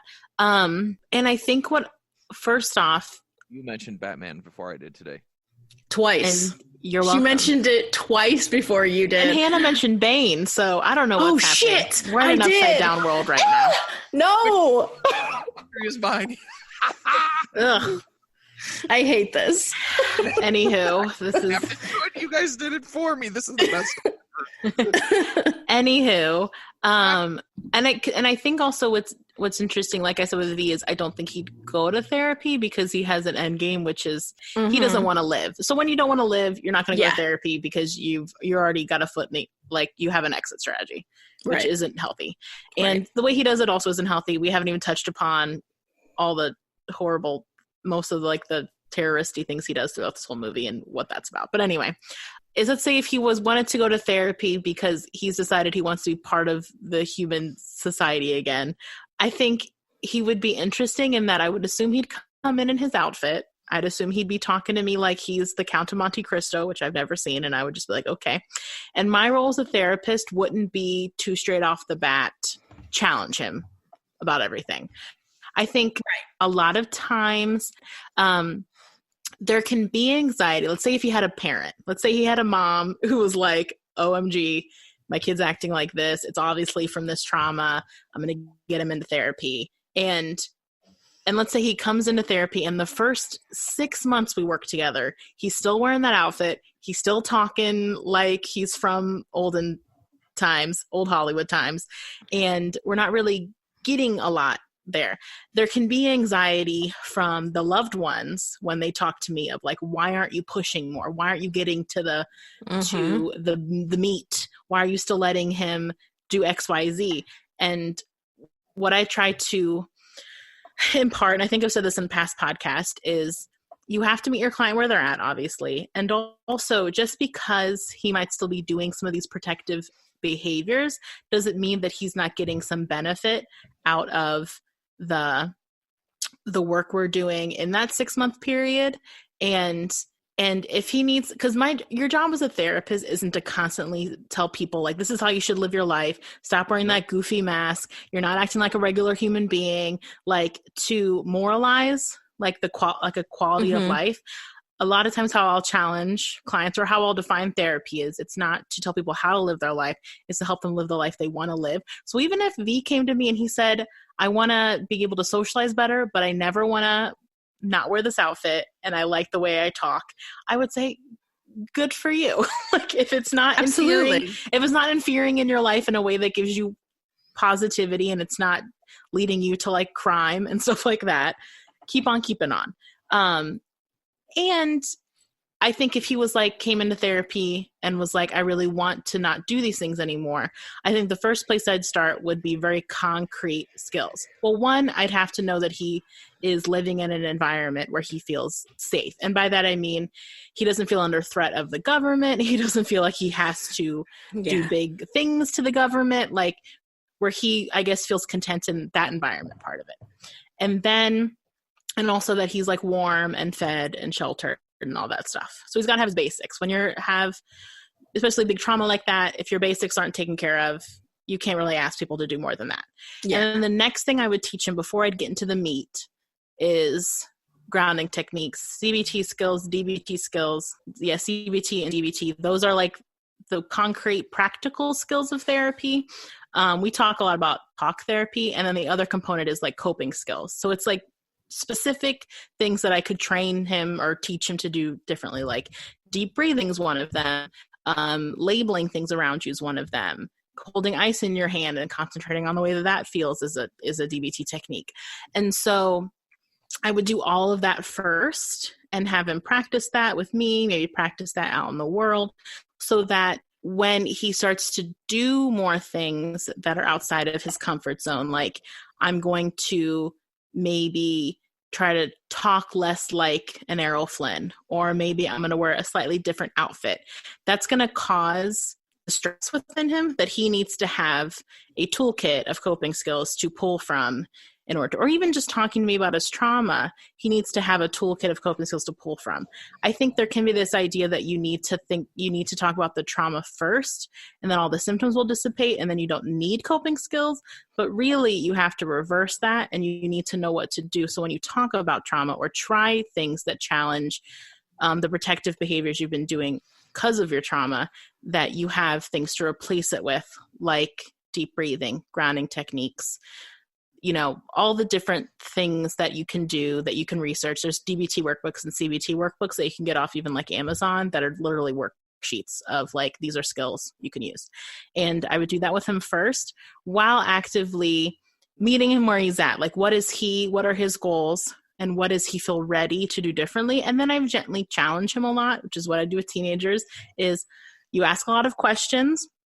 You ask a lot of open-ended questions, because the idea of it is you're trying to get someone to self-examine in a way. Ideally, a therapist too doesn't tell you who you are.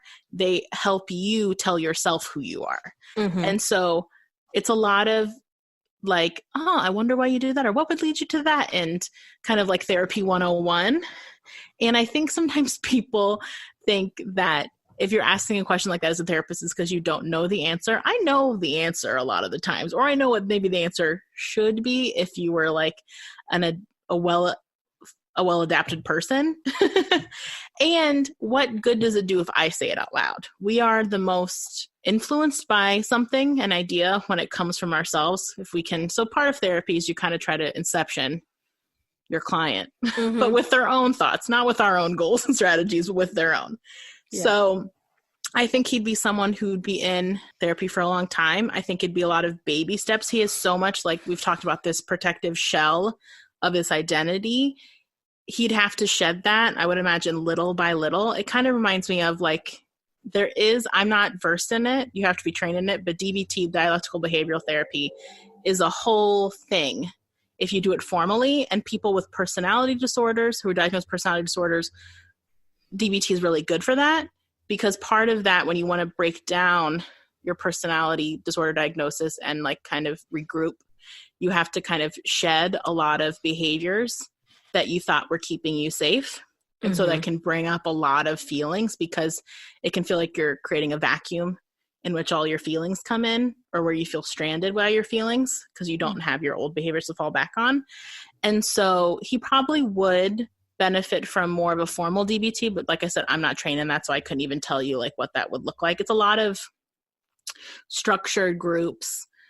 You have a therapist that's on call 24/7 because you're actively doing like changing your behavior in a way that will cause a lot of elevated symptoms, maybe randomly. And so you need someone that you can de-escalate with at any time of the day. But I think it would be something where maybe a goal together would be that by the end of this year, by the end of a full calendar year, maybe he stops wearing the wig. And like, right, you know yeah, what I mean? yeah, like it would be yeah. like the outward progress would be very probably slow. And if you're looking from the outside, you'd probably be like, what are they doing wasting their time? Because a lot of it's rapport building. A lot of it is he has to also feel safe with me. And it's baby steps. The way I think of it is like when you've been traumatized and you've been in survival mode with the way that if you've molded your identity to survive, that's usually years and years and years and years and years and years and years. And you're not going to undo all of that in 3 months or 6 months or even 3 years. Like, and there's an evolution to that. And it's also like maybe we get to a place where he stops wearing the whole costume and then he has a really bad day and then he starts wearing the costume again or parts of it for like the next 3 months. Like it's also something where it probably have its ups and downs. And my role would just to be a constant safe space in which I would be constantly reinforcing skills while also kind of probing where he's ready to challenge himself and where he's feeling ready to do things differently. And I'm sure, you know, if he wanted to live and he was really in love with Evey, that could be a reason why I went to therapy. I want to be a good partner, maybe not even for her, but now I know what that could feel like and I want that. And so how can I be a functioning person? And so it would be just like very slow, like dipping your little baby toe into the water and then your second babyish toe. And it might go on like that. And then you pull your foot out and it's okay. And I think that people get really frustrated with therapy because they think of it in the medical model where there should be a solid, measurable progression downward in terms of improvement or upward in terms of improvement, and that there should be a time frame to it, like 6 to 8 weeks or 6 months to a year. And a lot of times it's more of like a squiggly line that goes up and down and backwards and forwards, and it takes as long as it takes. And I think he'd be someone that it would take a long time. And because he's very young in his mind, in my opinion, he might also just need that time to grow up a little bit too. Because once he feels safe again, he can start developing mentally again. Yeah. So growing up. So maybe if we work together for a few years, he might leave me. He might be done with me because he's finally in his mid-20s mentally or whatever that would look like. Yeah. So that's kind of where I was going with my treatment. If you want to jump in, Ben. Sure. So I'm picking Evey. I'm going to talk about Evey because with Evey, I feel like this is going to be a case of CPTSD, which I wrote a article with Luke Skywalker about because everything ties back to Batman and Star Wars. If you've met me, is that with all that she's been through, the chronic abuse, the chronic terribleness, the being kidnapped for multiple years at a time, the excessive amounts of torture and loss of self and identity, all of the things that she's been through would put her in a category of difficult and long process for treatment, and not impossible by any means, but it would take some special attention. And I have talked about EMDR many times. If you haven't heard of EMDR before, it stands for eye movement desensitization and reprocessing, and it's a trauma and anxiety primarily therapy, although it's being used for other things now. What I would want to do with EMDR, and what I'm going to talk about today, is a little bit of different aspects of it, is that EMDR can be broken down essentially into 3 different methodologies for using the techniques, and that is you can use EMD, EMD little r, and EMD big R. And the differences between those is that EMD, eye movement desensitization, was the first concept that Francine Shapiro, the creator of it, had for working with desensitizing people to distressing images and using eye movements to help engage the brain to do that.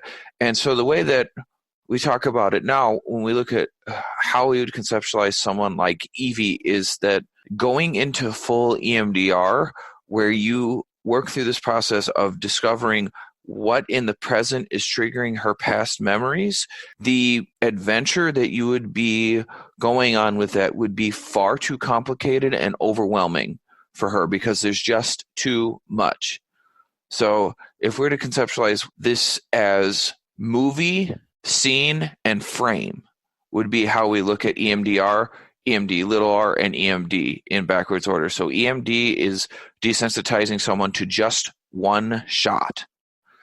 EMD little r would be just one scene. And EMDR would be the full movie. So with Evey, what I would propose we do is help her to build trust in the process and tolerance for it by working on likely just one disturbing scene at a time through eye movement desensitization. And when I describe like staying just with the scene, the phrase we both co-opt and use in EMDR therapy all the time is go with that.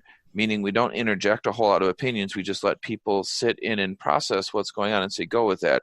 But rather than the go with that kind of mentality where you let people's minds bring up and process whatever it is that memory is connected to, and the feelings, the body sensations, the emotions, the images, and the negative thoughts all tied together that go with that, what you do with one scene at a time during EMD is you go back to the distressing scene over and over again until it is no longer distressing and provide desensitization to it that way.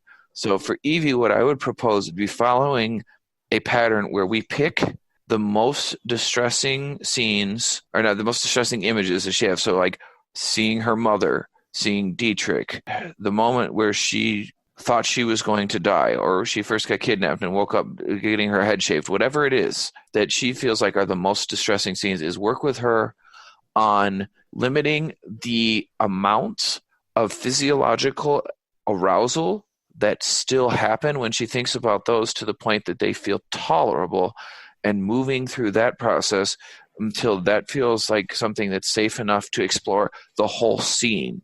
So instead of just the image of watching maybe like her hair fall off or getting shaved or getting blasted with water, all the things that happened to her, is, okay, let's walk through what happened that whole day. And we'll go through that whole scene and work through scene by scene until we can build up to the whole case of working through the whole experience and how that connects to her whole life. And this would probably take a while. And it would be a lot of what we call prep work before we even got to that point. Like EMD can be done early, but as far as getting into traumatic therapies like this, or not traumatic therapies, but trauma therapies like this for traumatic situations that reached a point of complex PTSD, there is a lot of prep work. There's a lot of making sure someone has the resources and skills needed to tolerate the therapy, let alone to tolerate the negative images and thoughts, as they've built up some degree of tolerance for those already. They know what to expect. They know what is coming and what they'll think about and how to manage that. Even if it's not the most successful way, they feel some degree of comfort with it. And you have to build up the skills to manage even opening up the box of these terrible stories again, because people have protected themselves from that. And with Evey, working through that is going to be critical, is helping her build up the skills and also to tolerate the therapy, but also being able to work in and out of it. As EMDR is typically thought of, if you stick straight to the protocol as a linear process, you move through the stages as best you can.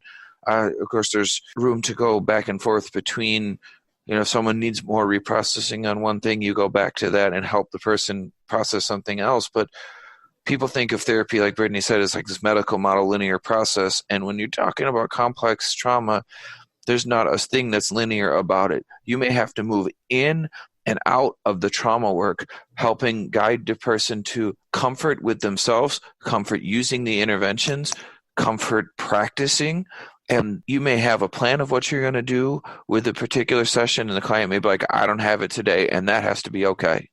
So like today we're gonna talk about managing your body, coping skills. If today we need to talk about the shitty thing your sister did, then that's what we're going to talk about, and that has to be okay and encouraged, because it's all part of this process of learning to trust another person to be safe, to talk about the things that are going on, and to be in control of that process for the first time in their life. And with Evey, you would need to do this, and that's why you take this kind of structured approach, like of working through only the parts that feel tolerable at the time and letting her be the judge of that. Because even in doing that, letting her have the choice to say yes or no, you're providing empowerment and allowing her to not become dependent on you as the therapist to be the governing factor in whether or not she's okay, and let that be on her. Because one of the things that fails all the time in therapy and in cult deprogramming and all kinds of things that happen is that it creates this system where the person isn't responsible for their recovery or responsible for what they did when it happened, and that just doesn't work. Absolutely. And I really like the idea, just really quick, I really like the idea of letting the client, because as we know, letting the client control all aspects of therapy, but also letting Evey, I guess that's what we're talking about, letting Evey control where that starts, and feeling, and her building that confidence in herself of, I can handle this, or whatever like needs to happen in terms of that. So I think that makes a lot of sense in terms of using different variations of it to help someone who has the complex part of PTSD. Right, which she absolutely will. I mean, does already, but the desire to retreat and to be away from people and to be in her own thing. And we see her describe even that process of like, she looks and behaves so different that her friend doesn't recognize her when she's 3 feet from her. Oh yeah, I forgot about that, which is a good point. It makes me, it also, I know in the movie they attributed to the fact that she's, I don't know, gotten stronger, or maybe it's the point is that we don't really look at each other.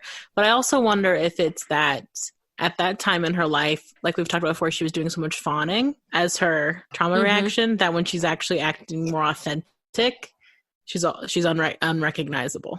Yeah. Right. But even then, we're not seeing an authentic version of her. We're seeing a almost cult programmed version of her from V. Yeah, that's also true. I would be very interested in meeting Evey to see. That's a very good point. And that's also something I thought too that I didn't bring up when I was meandering before. Is she just switching like you're saying, like one thing for another? And I know that the movie paints it as if like this is the realized version of Evey, but I think you're totally right. It's a good point of like, is this the realized version of Evey, or is this just another identity she's taken on to feel more in control and safer? I think it's that one. Yeah. Honestly, I think it's a blend. I think when she meets the inspector down by the train, it's a mix. I think that she's struggling with that identity to change at that point in time, and is breaking away from what V would want her to do and making the decision to do it because it's her decision, but also still being influenced by V and thinking that that's okay to cause that much damage and destruction and all that kind of stuff. So I think it's a mix, but with her as a client, it would take an extraordinary amount of patience and kindness and buy-in, and you would have to work, like I said, just in and out and in and out and weave in and out of the trauma. And what often happens is I work with several clients that would probably qualify for chronic PTSD, is that they experience quite a bit of relief from going through EMDR early on, and then feel hope and encouragement for the first time in a long time. But what often happens, and I do my best to prep people of this, but sometimes they can't hear it or aren't is that it's not gone. Yeah. And when they think about that or something else like it, and the disturbance comes back, like, I just, I was feeling so good, I thought it was all gone. I thought I could be free of it. And like, there's so much more work to do. Yeah. There's so much more work to do. Like, I know it's disappointing to have a resurgence of some symptoms you thought you treated, but there's no such thing as a treatment that makes it all go away immediately. And I absolutely, and I feel like one of the things that I describe to people is that the difference may be that you still go into survival mode or whatever happens, but that it doesn't take as long for you to feel like yourself again. That like maybe that's where we look for progress, finding different places instead of the symptoms are completely gone. That this time, instead of it taking me 6 days to feel more like myself, it only took me 2 or 3, or it took me 5. Again, trying to find different ways to hold that hope. I feel like that's something that I try really hard, especially because when we have clients who are in the middle, they're in the meat of it, they're still experiencing a lot of symptoms and can feel frustrated and annoyed even at themselves that like, I've been doing all this such hard work and why does this still come up for me? And I thought that I did all the things I needed to do. And as a therapist, I think it's hard to, while I feel like we'd be open, try to be open and help them understand it's not a linear progress in so many different ways. I do think that sometimes, that I feel like I experience that with clients a lot where I'm trying to help them find different ways to identify progress besides I no longer have these symptoms anymore. I mean, I'm a therapist, obviously, and I'm in therapy, and I have that same reaction myself. You think I would, I guess, quote unquote, know better, but I think I've verbatim said in therapy before, I can't believe I'm still fucking talking about this. Absolutely. And so it is just like, practicing grace and self-compassion that things will stick with you and you'll be frustrated by it. And you're talking about it and experiencing it because for whatever reason, it's just taking this course and just trying to be with yourselves the way that you'd be with a friend who's going through it. Yep. Which is, it's a important component that you remember that even in doing these specialized therapies, the most important thing that you can do for a client and that a client can have with a therapist is you feel like you have formed a positive, trusting relationship, and independent of how skilled you are at interventions or what intervention you choose, you will not see change without doing that. And so making sure that you feel like the person I am working with gets me, that they understand me, and they have a positive regard for me and my struggle, and they're not just trying to fit like, well, this is what the protocol says and this is what we're going to do. That doesn't work the same as it does working with a person who is going, I am with you, I am here, I'm here for you, we're going to get through this. It's going to take the time it takes. It's going to take the steps it takes. And if something we try doesn't work, we will try other things. You are not failing me. I will not fail you. And we're going to get through this one step at a time. And it's going to be okay that it takes the time it takes. So let's not expect too much of, yourself here. Like, we are recovering from serious, difficult events that have happened in succession and taken a lot of things from you. It'll take a while to undo that. So for Evey, I think that would be the way I would conceptualize her and want to work with her is slowly work to slowly build desensitization until we can get through images, until we can get through the scenes, until we can get through the larger narrative, how it all ties together into her life, so she can reprocess that and allow these negative experiences that she's been through, these terrifying experiences, to reach a point where they can get as close to those fights that I mentioned that we had with our parents that you remember and go like, man, that day they didn't let me go to that party. God, I hated them. But like, we're good now. Like, to reach a point where with those trauma things we're like, I went through those. That happened to me and it was awful, but it is not happening now. When I think about it now, it doesn't have to feel like it's happening again. Every time I bring it up, it doesn't have to feel like I'm opening a box that lets loose a monster I can't control. Yes. It's looking at a photograph and going, that happened. That happened and it sucked. It was terrible, but I'm okay now. I am safe now, and I will not be in that situation again. Or if that happens again, I will know what to do. I'll work on finding some way to create functional, more positive reframe of what happened so that it no longer feels like a experience you're victimized by in the present. Nothing will change that it happened, but you don't. Just because it happened doesn't mean it needs to keep happening in your mind over and over again. So that's where I would take her. All right. So we're going to move on to the final thoughterinos. Okay, who wants to go first? I can go first. Hannah's like itching.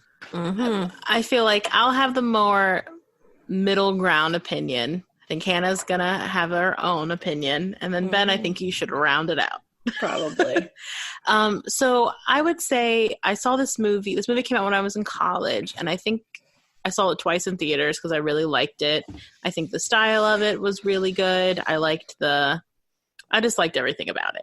And I hadn't watched it in many years, and I was like excited to watch it again. And when I watched it last night, I had a very different experience of watching it.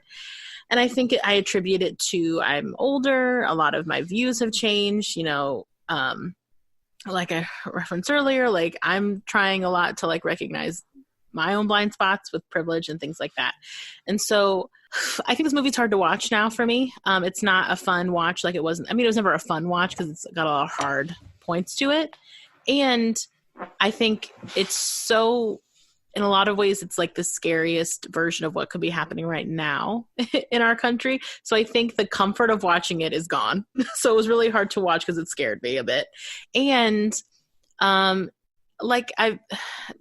it's a movie that has it talks about homophobia, it references things like the Quran, and like it's a movie that has no like actors who aren't white, and it's talking about marginalization and oppression, and there's all white actors. And so that was kind of glaring watching it now that I'm a lot older and I think somewhat wiser. And also I think what was really hard to watch this time around, now that I'm in my 30s and not 19, is just the possible romanticizing of the relationship. I mean, it is romanticized. V and Evey, they kiss through the mask and all that shit.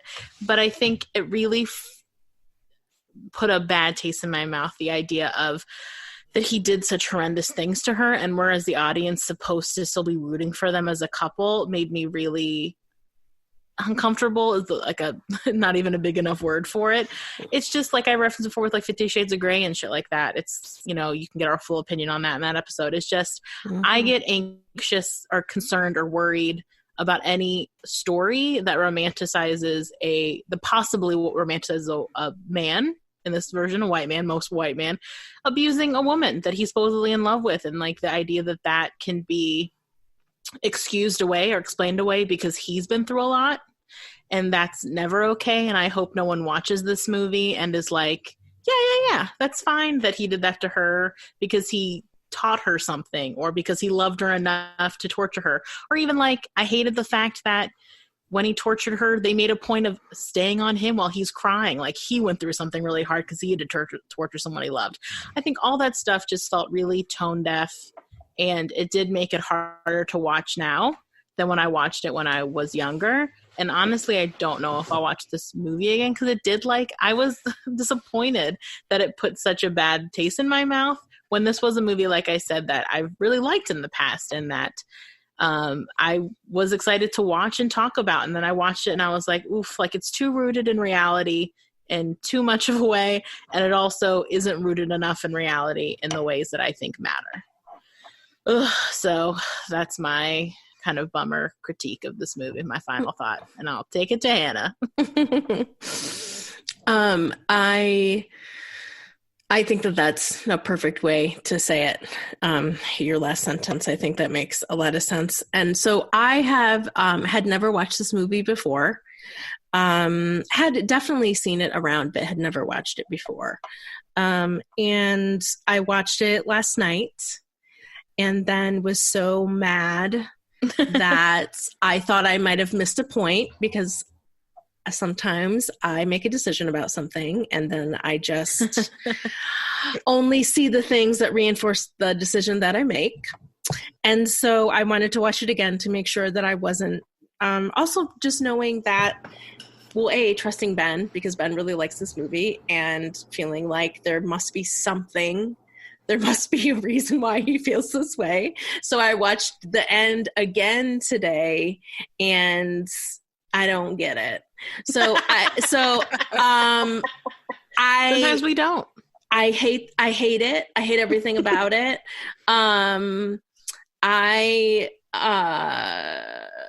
I think, and I think it probably is just more indicative of the time that we are in right now in this moment.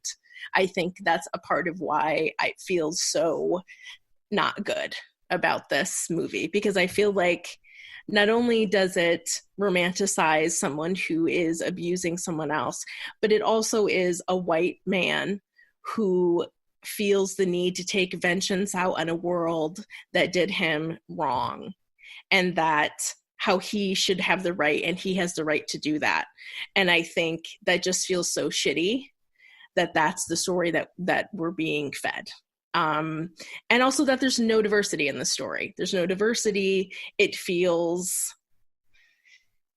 bad. I also don't like that they make conspiracy theories. They get, a lot of credence in this. And right now, during COVID-19, it makes me sick to my stomach to think about. Based on just, again, where we are in this moment, this movie makes me want to punch someone in the face. And I We'll just never see it again. I'll never watch this movie again. I will. If anyone ever asks me if I've watched this movie, I'll tell them exactly what I think of it. It just is it feels like a very tasteless way to get something across like this, where like, oh, this guy had these bad things happen to him, and now he has to take it out in the whole world because, he's white and that shouldn't have happened to him. And I know... You know what? We don't know that V is Here's the thing. We don't know that. Yeah, we do. We don't. Everybody who watches this movie knows that he is white. That is not a fucking trick. Well, he's played by Hugo Weaving, so we can just make the jump. Also white. I would hope that they wouldn't let a white man play a non-white man in a movie, and if they did, that's even more tone deaf. Yeah, exactly. But anyway, and I know that that's not the point of the story. So I know that also, again, based on the things that have been happening in 2020, it feels really hard to see this movie from a place that's like, oh, like this is like a comic book story that's kind of fun to watch. Like, I think it just feels, I hate it. I hate everything about it. I'm never going to watch it again. And I was grumpy the whole time we were recording it. So, I mean, I think it's just because it works in extremes. We're in a time where extremes, things are happening because people are working in extremes. No one's ever talking about, was there a janitor in the Old Bailey when it chose to blow it up? There's no talk about civilian casualties or it's just extreme stances in this movie. And all that kind of stuff, and that it plays. It seems like it's telling a story about humanity when it's telling the story of one person. It's not telling this overarching story that I think it is. It's really just giving a subversion from this guy's point of view. I mean, it's telling the whole, just both. Ben, you can say whatever thoughts, and then whatever you want, but you're not gonna change my mind. So I don't know why you would try. I have never tried to change your mind. You are too independent-minded. Slytherin? Yes, Slytherin. Anyway. I'd say it's more of a Scorpio, but she's both. Thanks, Brittany. Go ahead, Ben. It's your turn. So I still like this movie. What I like about it is that even in the midst of darkness, it does create a message, despite a misguided one. I will not contend that point, is that people can come together with the right motivation to recognize when a fascist regime has taken over, and that the good in people will eventually take over it, like has happened every single other time fascism has existed, is that people have risen up in droves and said no. And I felt like, to me, that overarching message of this movie is still important to me in reminding that every time fascism has existed in human history, it has been defeated.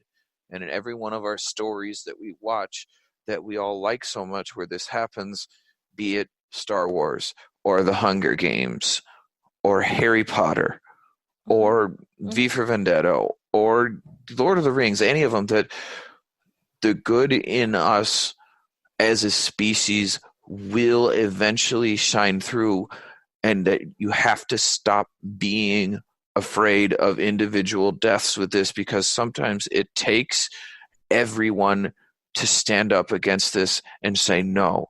And that scene where we realize that the soldiers have all of their weapons, their assault rifles, trained on this crowd, and like the inspector says, how do you think this is going to go? The same way it goes every time, and people who don't have guns stand up to people who do.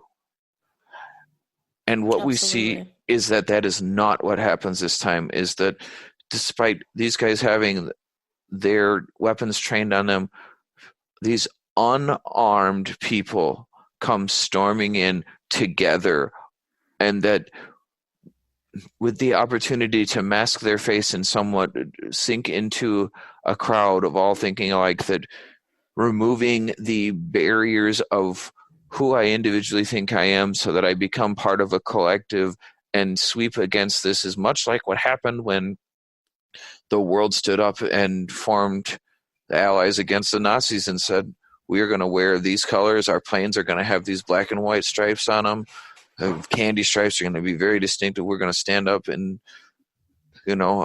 wear these very uniforms against hate, and we are going to march together and say no. And the way that they did this in a movie with ultimately like the people themselves, except for one instance where the fingerman killed the kid, of standing up and saying no together nonviolently and standing strong, realize that we, in our numbers, in our strength, together can overcome when evil tries to manipulate us into behaving poorly or into fear. And that message, I think, is something that is important about this movie. Not to say that it's not a complicated relationship, because we do see a woman who has been abused her whole life by this system get abused again by someone who is, despite being complicated himself and unable to really process what he's doing, still ultimately is doing that to her. Mm-hmm. And we see yet another story where a man takes a woman's choice away from her and is supposed to be seen as the hero for doing so, even though this movie makes it more complicated. Ultimately, V is still essentially regarded as the hero of this story, for saving Evey and saving England. But hero is not an applicable word here. Anti-hero maybe, but ultimately Via uses terrorist methods and terrorist tactics, and it's important to remember that those work too when you feel like that person's voice is the right one, that same call to action can drive good people into terrorist acts and into fascist throes, just the same as it can raise people up to rebel. And the matter of perspective is, history is written by the victor. And it's watching this movie in 2020, there was parts of it where I felt scared. Honestly, like, as they were through like the media thing and the like showing the virus created by the government, and that like Prothero was actually a person who owned the cure for the pharmaceutical company, and to see like, oh my God, this is the way the people who believe this shit see this is happening now, that like there's a big conspiracy against all this stuff. And then they were sitting on the cure until after the election and all this stuff that's being alleged. And I'm like, oh my God, that's terrifying. I guess my worry is like watching this. I think my whole thought was like, God, I hope people don't watch this movie and feel vindicated with some of the stuff they might want to do. Yep. Made me very anxious. Watching it, I just was full body clench. Yeah.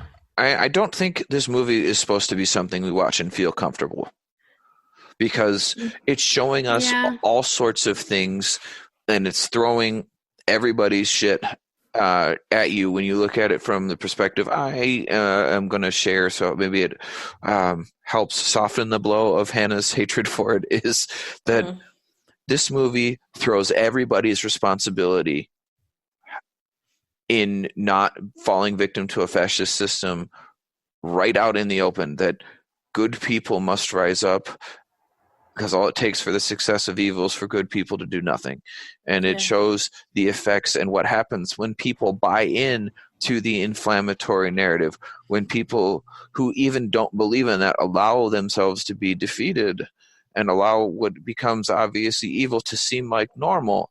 And I feel like we have watched some of that happen here, and just went through an election where full blown my opinion, and if you don't agree with me, it's, I don't care. But we watched 5 million more Americans say no more.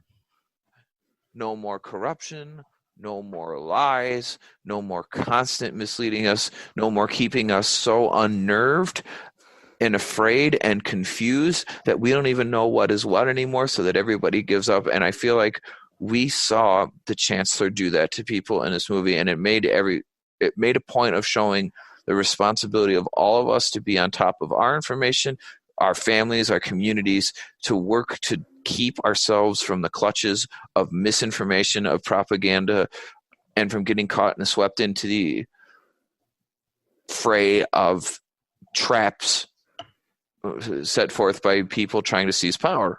Mm-hmm. And while this movie is also about essentially 3 individual stories of the inspector, the V, and Evey, it also is about the overarching narrative of how damaging fascism is to ways of life. And I still find hope in watching that part of it, while trying to keep a balanced narrative, recognize that even though things have happened, you must not get stuck in your narrow view of the world and not consider others like V did, because you will hurt people trying to share your message with them, and that can't be done either. Yeah. Exactly. Well, alrighty, Rue. So, let us know what you thought about this movie. We obviously went all over the place in terms of our opinions. You can email us at popcornpsychology@gmail.com. You can find us on Instagram and Facebook at popcornpsychology, and you can find us on Twitter at popcorn_psych. We also have a Patreon, which we do a bad job of talking about. So if you want to become a patron of us, the link I think is in our bio on Instagram. I will look into that, or you can just Google Patreon Popcorn Psychology. If you donate like $50, you can even pick an episode. So it's something to think about. And yeah, we will see you, on the other side.